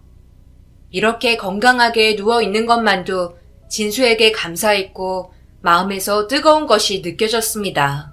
이번 계기로 매주 보육원을 찾아 진수와 추억을 쌓았고 결혼 준비도 병행하면서 바쁜 나날을 보냈어요.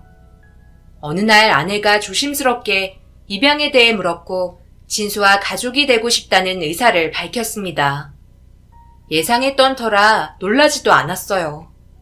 아내가 진수에게 대하는 행동은 다른 아이들과 너무나 달랐고 진수도 아내를 무척이나 잘 따랐습니다. 이미 진수는 우리에게 가족이었고 진수가 없는 주말은 상상이 안 갔어요. 하지만 입양을 위해서는 양가 어른들의 허락이 필요했습니다. 허락을 하지 않는다고 하셔도 마음은 달라질 게 없었지만 진수에 대해 알려야 했어요.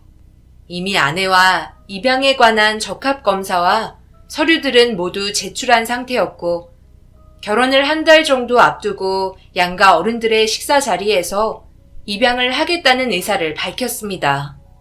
이야기를 들으신 아버지와 어머니는 그만 그 자리를 박차고 나가시고 말았어요. 아내와 예상했던 상황이었지만 막상 부딪히니 마음이 좋지 않았습니다. 세상에, 내가 지금 무슨 소리를 들은 거야? 입양이라니? 보영아, 너 혹시 아이를 못 가지는 몸이니? 그렇지 않고서야 이런 결정을 한다는 게 말이 되는 거니? 그런 몸을 하고서 우리 아들이랑 결혼을 하려고 했던 거야? 아니 누구 아들 인생 망치려고? 내 자식 키우기도 힘든 세상에 남의 자식을 어떻게 키워? 그리고 뭐라는 거야? 장애가 있다고? 내가 들은 게 제발 틀리길 바란다. 사돈, 무슨 말이라도 해보세요. 지금 애들이 입양을, 그것도 정상적인 나이를 한다 해도 말릴 판에 장애 아이를 입양한다잖아요. 세상 어느 부모가 두 손 들고 이 일을 허락하겠어요? 그렇게 말한 이유가 있을 테니 한번 드러나 봐요. 저 역시 반대이고 장애 아이를 키운다는 게 얼마나 정신적으로 육체적으로 힘들지 겪어봐서 너무나 잘 압니다. 우리 첫째가 남들은 모두 10손가락으로 태어났는데 6손가락밖에 없어요. 사부인도 보셔서 아시죠? 그래도 참 감사한 게 큰 도움 없이 자기 혼자 열심히 살고 있어요. 그렇게까지 오게 된 세월들은 고통이었지만요. 아이가 바른 정신으로 세상을 살고자 했지만 사람들의 편견에 부딪히자마자 모든 의욕을 내려놓더군요. 보영아, 네 오빠가 지금은 남들 앞에 당당하게 살고 있지만 그렇게 되기까지 얼마나 많은 시련과 고통이 있었겠니? 10달을 배 아파 낳은 아이가 왜 나를 낳았냐면서 목 놓아 울더라. 그런데 더 슬픈 건 엄마 아빠는 오빠 대신 세상과 싸워줄 수도 없고 아파줄 수도 없었어. 자신의 인생을 포기하며 사는 모습을 보고 있자니 제정신으로 살 수 없었단다. 네가 어떤 마음으로 입양을 결정했는지 엄마는 몰라. 하지만 그 아이 인생이 달린 거야. 네가 평생을 조력자 역할을 해주지 못하면 그 아이는 더 큰 상처를 받게 될 텐데 꼭 이런 결정을 해야겠니? 엄마는 다시 한번 생각해봤으면 좋겠다. 예비사이한테도 미안한 일이고. 쉽게 결정한 일 아니에요. 물론 진수를 다 알 수는 없지만 학교 생활을 하며 반년 정도 알았고 그것을 또 시간으로 친다면 너무나 짧은 시간이겠죠. 하지만 진수가 아픈 날 확신했고 이 아이를 다시는 아프게 하지 않겠다는 생각을 했어요. 정우 씨도 같은 생각이고요. 서툴지만 잘 해낼 자신 있고 믿어주시면 좋겠어요. 정우 씨도 이제는 진수가 눈에 밟힌대요. 네 말 뜻 충분히 알겠는데 왜 하필 장애아인 거니? 차라리 보육원에 있는 정상인 아이들 많잖아. 그 아이들 중으로 하면 안 되겠니? 사부인이 말한 것처럼 장애아를 키운 부모를 보영이가 더 가까이 봐서 알 거 아니야. 돈은 또 얼마나 많이 들겠어? 솔직히 사람들 눈도 신경 쓰이지 않는다고는 말 못하겠다. 내 아들이 장애 아들 둔다는 게 있을 수 없는 일이고 단 한 번도 생각해 본 적이 없어. 보영이 네가 생각을 바꾸지 않으면 이 결혼 허락 못한다. 내가 오죽 이러겠니? 아버지, 장애아, 비장애아가 중요한 게 아니에요. 그 둘을 나누시는 것 자체가 잘못됐어요. 저흰 진수와 가족이 되고 싶은 거지 장애아와 고통 속으로 들어가겠다는 말이 아니에요. 특수교사를 하면서 많은 장애 아이들을 만나봤고 그들이 잘못한 건 하나도 없는데 어른들과 세상의 편견 때문에 오히려 그 아이들은 숨는 법을 배우며 자라요. 왜 그래야 되는데요? 당장은 힘드실 테고 이해가 되시지 않겠죠. 충분히 걱정되실 거라는 생각이 들어요. 하지만 저희를 조금만 믿어주세요. 진수와 잘 살겠습니다. 절대로 쉽게 내린 결정 아니라는 것만 기억해 주시면 좋겠어요. 이야기가 끝나기도 무섭게 아버지와 어머니는 자리를 박차고 나가셨고 그 후로 두 분을 설득시키기 위해 많은 노력을 해야만 했습니다. 장모님과 장인어른은 선택을 존중해 주셨지만 걱정이 된다며 딸이 자신과 같은 삶을 살아갈 것 같아 근심이 많으셨어요. 아내는 어릴 적 아픈 오빠를 미워했다고 해요. 항상 모든 것이 오빠 위주로 돌아갔고 건강한 몸으로 태어난 아내는 늘 스스로 일을 해내야 했습니다. 오빠가 원망스러웠고 건강한 자신의 몸이 너무 싫었지만 나이가 먹으면서 장애인으로서 살아가야 하는 오빠의 고민에 비해 자신은 갓난아기 투정이라는 생각을 하게 됐고 오빠에게 도움이 되고자 대학 진학을 관련과로 갔다고 해요.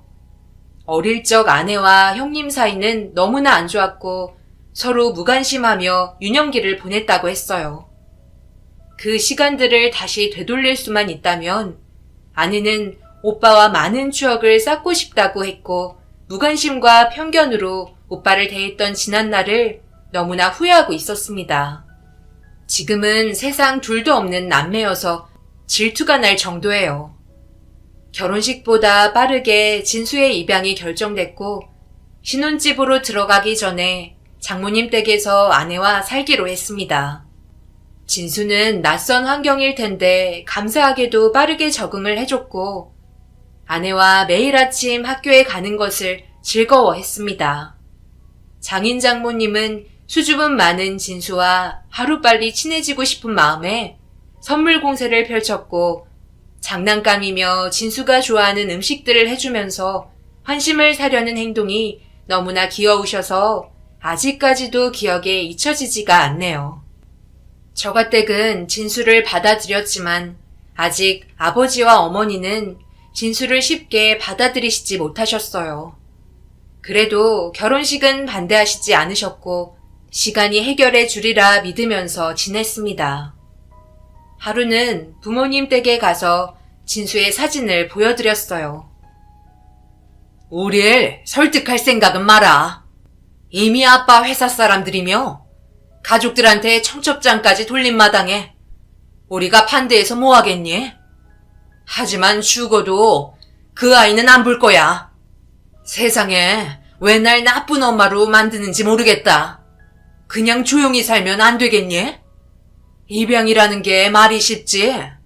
남의 자식을 어떻게 내 자식처럼 키워? 돈은 또 얼마나 들어? 니들이 재벌이야? 재산이나 많으면 10명도 키우라고 하겠다. 아무리 네가 심성이 착하다 하지만 그 아이가 커봐라. 말 안 들으면 얼마나 믿겠니? 그러다 조금만 혼이라도 내면 역시나 개모다 개부다 말 나올 게 뻔하고. 아유, 그 꼴을 어떻게 봐? 어머니는 모진 말이 걱정해서 나오는 말인 줄 알았기에 묵묵히 들어주었습니다. 자식이 쉬운 길을 선택하며 살지 않겠다는데 어느 부모가 잘했다고 칭찬할 수 있겠어요. 부모님이 걱정이 되지 않게 잘 사는 일밖에는 할 수 있는 게 없었어요. 결혼식을 보름 앞두고 아내가 이상한 말을 들려줬습니다. 누군가가 우리를 미행하는 것 같다는 황당한 말이었어요. 정말이라니까. 진수랑 퇴근하고 집에 들어가려고 하면 자꾸 누가 뒤를 따라오는 것 같은 느낌이 든단 말이야. 너무 무서워서 요즘은 아빠 보고 아예 집 앞에 나와 있어달라고 부탁했어. 근데 이상하게 진수가 전 양부모님들 이야기를 자꾸 하는 거 있지? 혹시 그 사람들이 우릴 미행하는 거 아닐까? 교직원 선생님 말 들었는데 그런 짓을 충분히 할 수 있는 사람들 같더라고. 요즘 자꾸 신경 쓰이네. 결혼도 코앞이라 할 것도 많고 그래도 잘 해내야지. 너무 신경 쓰지 마. 이제 진수는 우리 아들인데 뭐 볼일 있다고 우리 앞에 나타나겠어. 그래도 당신이 이상한 기분이 들었다니까 우선 조심하고, 그리고 보육원에서 전화 왔다면서 찾아가 봤어? 아주 급해 보이던데. 보육원에서 방문을 해달라는 전화가 왔었고 저와 아내는 학교 일과 결혼 준비로 바쁜 나머지 장모님에게 가주시라는 부탁을 드렸습니다. 장모님은 보육원에서 빠진 서류들이 있었다면서 전해준 것이라고 이야기하셨고 별일 아니라는 말을 남겼어요. 누군가 미행한다는 말을 한 후 아내는 진수와 더욱 조심하며 지냈고 한동안 미행범은 나타나지 않았어요. 그러던 어느 날 아내와 진수가 집으로 들어가려던 찰나 미행범들이 아내의 가방을 잡았고 아내는 소스라치게 놀랐습니다. 그 사람들은 다름 아닌 전 양부모들이었어요. 왜 갑자기 우리들 앞에 나타났는지 의문이 들었습니다. 당신이 우리 진수 양부모야? 아직 결혼도 안 한 것 같은데 이렇게 젊은 여자가 어떻게 우리 진수를 키우겠다고 덤볐을까?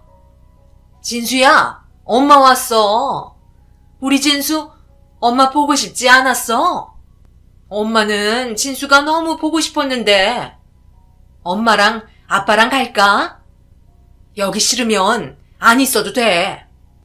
예전에 우리 공원 산책 간 거 기억나지? 진수 자전거 타는 거 배웠는데 자전거 타러 언제 한번 가자. 지금 무슨 말씀을 하시는 거예요? 진수가 당신들을 왜 따라가요? 엄연히 내 아들인데. 진수야, 집에 들어가 있어. 그동안 당신들이 우리 미행한 거예요? 학교에도 왔었던 것 같은데 왜 이런 짓을 하는 거죠? 화양을 할 땐 언제고 갑자기 또 진수가 필요해진 거라면 당장 가세요. 신고하기 전에 이렇게 아이 앞에 나타나는 게 얼마나 상처인지 아세요? 이 아가씨 성질 한번 고약하네. 우리는 진수가 보고 싶어서 찾아온 거야. 엄연히 3년을 살았는데 이 정도 볼 권리 있지 않겠어? 진수, 한 달만 빌려줘요. 뭐 일이 빨리 진행되면 더 빠를 수도 있고. 그래 줄 수 있지? 진짜 미친 사람들이네요. 아이를 빌려달라는 게 말이나 돼요? 당장 신고하기 전에 우리 앞에 다시는 나타나지 마요. 무슨 낯짝으로 얼굴을 들이미는 거예요? 부끄럽지도 않으세요? 어쩌다 당신들 같은 사람을 만나서 진수가 씻을 수 없는 기억들을 붙잡고 살아야 해요. 가끔가다 잠꼬대를 하는데 얼마나 무서우면 아이가 울면서 잠을 자겠어요. 당신들이 부모 자격이 있기나 해요? 지금부터 한 번만 더 우리 앞에 나타나면 신고할 거예요. 사람이 어쩜 그렇게 뻔뻔한지. 아내는 떨린 손을 부여잡고 집으로 들어왔고 저에게 통화를 했습니다. 양부모들은 소문대로 최악의 사람들이었고 인간의 기본 도리조차 없는 사람 같았어요. 장모님은 이 사실을 알고 다음에 나타나면 정말 신고하라고 단단히 아내에게 일러줬습니다. 하지만 양부모들은 끈질겼고 이번에는 장모님에게 접근을 했습니다. 이유도 모른 채 당하기만 할 수밖에 없었어요.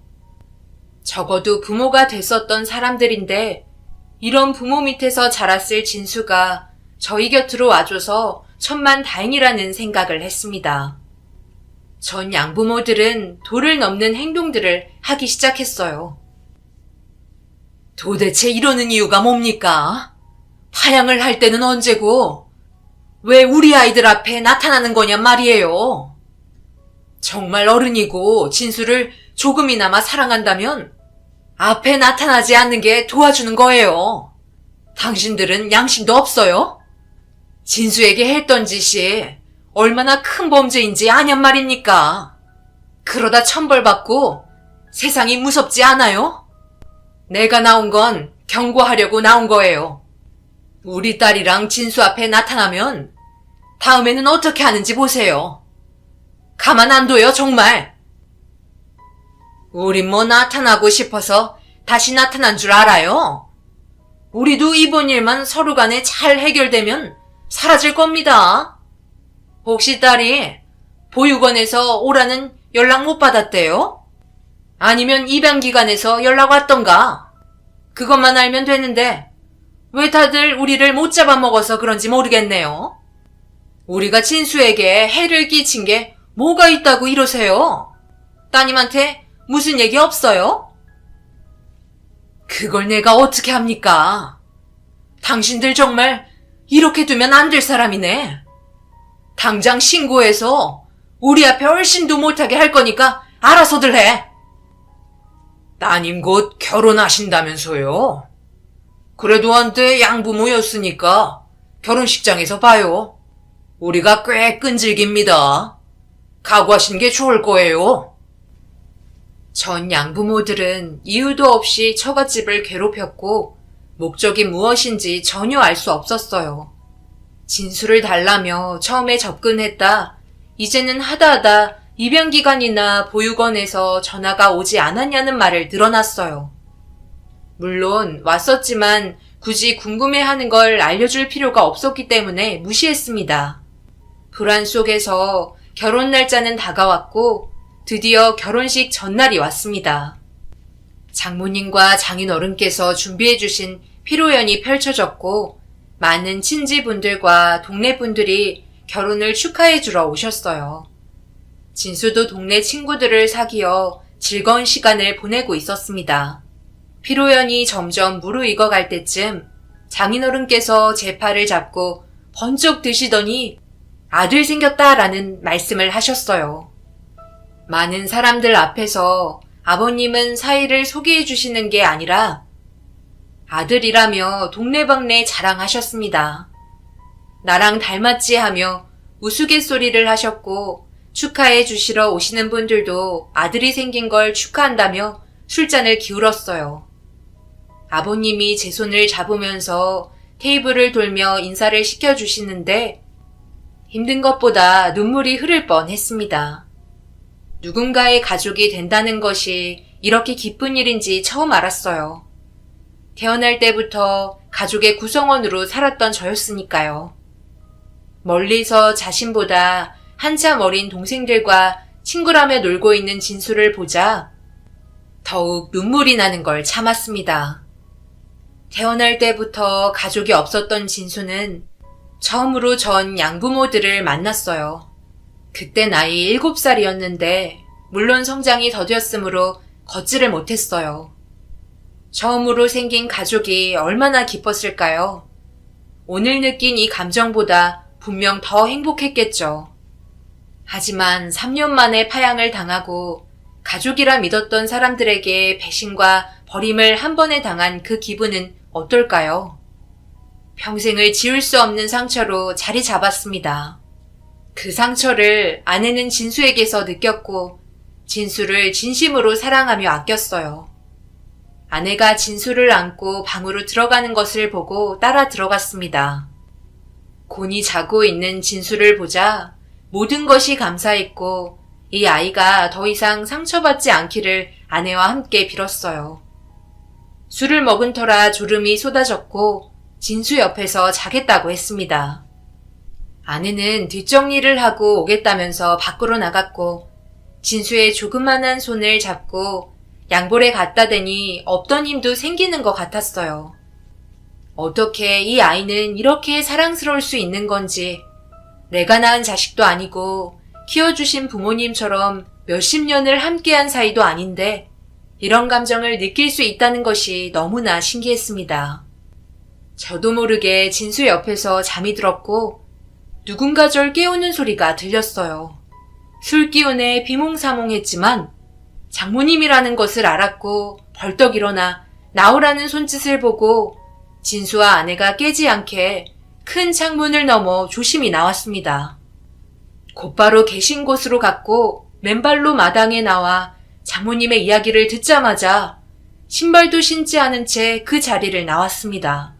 누군가 쫓아올까봐 젖먹던 힘까지 내달렸습니다. 내일이 결혼식인데 무슨 술을 이렇게나 많이 먹었는가? 정신 제대로 차린 거 맞는 거야? 지금 심장이 뛰어서 뭐부터 어떻게 말해야 할지 모르겠네. 진수 양부모들 있지? 그 사람들이 기어코 일을 낼 것 같아서 내가 불안해서 말이야. 우선 이 통장부터 받게나. 분명히 돈을 받기 전까지는 우리 곁에서 맴돌 생각인 것 같아. 감히 어디라고 필요형까지 와서 밥을 먹을 생각을 하는지 정말 이런 원수도 없네. 변호사님이 해결해 주신다 했으니까 우린 그 전까지 이 돈만 잘 지키면 돼. 저 양부모란 사람들 때문에 이러다 자네나 보영이나 진수가 어디 팔 뻗고 잠 한번 제대로 자겠어? 자네 지금부터 내 말 잘 듣게. 예전에 보육원에서 방문해달라는 전화가 왔었지? 기억날 게야. 보영이랑 자네가 너무 바빠서 내가 대신 갔잖아. 그런데 사무실에 갔는데 분위기가 이상하더라고. 입양기관에서 왔다는 사람도 있고 변호사도 그 자리에 앉아있고 말이야. 너무 이상해서 우리 진수한테 무슨 일이 있나 싶었지. 그런데 보육원 원장 하는 말이 세상에 너무나 놀라서 말도 안 나와. 아직도 심장이 미친 듯이 뛰는데 이 10억이 든 통장을 주는 거야. 저희가 이렇게 뵙자고 한 건 이걸 드리기 위해서입니다. 보영 씨나 정호 씨에게 전달되어야 하는데 전화통화로 확인이 되셨으니까 이거 받으세요, 어머님. 10억입니다. 저희도 변호사님이 오셔서 말씀하시는데 너무 놀랐어요. 10억이요? 이 돈이 누구 돈인데 저한테 주시는 거예요? 진수 생모가 죽기 전에 아이 앞으로 남겨놓고 간 유산입니다. 변호사님께서 저희 보육원에 전화를 하셨고 진수를 찾는다길래 입양기관에 전화를 해보라고 했고 입양기관 직원의 실수로 그만 전 양부모에게 전화를 해 진수 앞으로 10억의 유산이 있으니 받아가라고 했다고 해요. 10억이라는 재산이 생기니까 이 사람들이 욕심이 나서 자신들의 권리를 내세운다면서 처음에는 여러 기관들을 다니면서 행패를 부리기 시작했어요. 자신들도 입양을 했었으니까 진수에게 남겨진 유산 반을 달라는 거였죠. 너무나 어처구니 없어서 변호사님 도움을 받아 고소를 했고요. 저희도 조사를 한 바 전 양부모가 돈의 행방을 찾으러 어머님 집에 몇 번 갔다는 이야기를 들었어요. 많이 놀라셨을 텐데 죄송하게 됐네요. 저희가 좀 더 확인을 철저하게 했어야 하는데 면목이 없습니다. 진수와 보영씨네 가족분들께도 너무나 죄송합니다. 앞으로 전 양부모 일은 입양기관과 변호사님이 해결해 드릴 거예요. 이게 정말 생모가 남기고 간 유산이란 말이에요? 그런데 이렇게 큰 돈을 어떻게 받아야 할지 그냥 보육원 원장님이 맡으세요. 전 이런 큰 돈을 만져본 적이 없어서 못 갖고 있겠어요.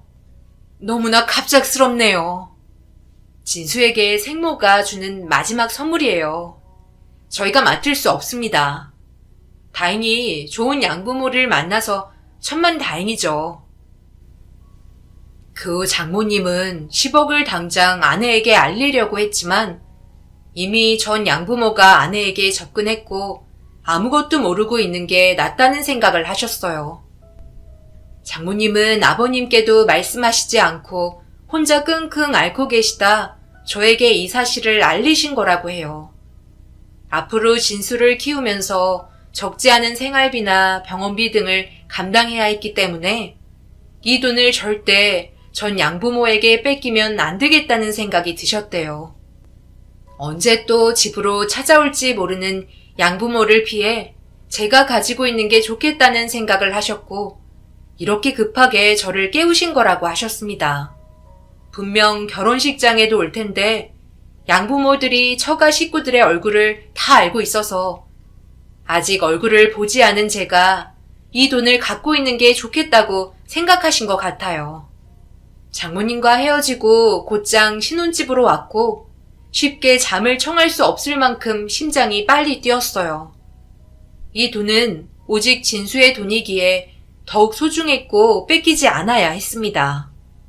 숨길 곳을 찾다 결혼식 당일 나를 새버렸고 무사히 10억을 숨긴 후 예식장으로 갔습니다. 하지만 세상에 이렇게 염치 없고 악독한 사람들이 있을까 싶을 정도로 양부모들은 도를 넘어서 결국 결혼식장에 찾아왔고 드디어 본색을 드러내기 시작했습니다. 결혼식장은 그야말로 아수라장이 됐어요.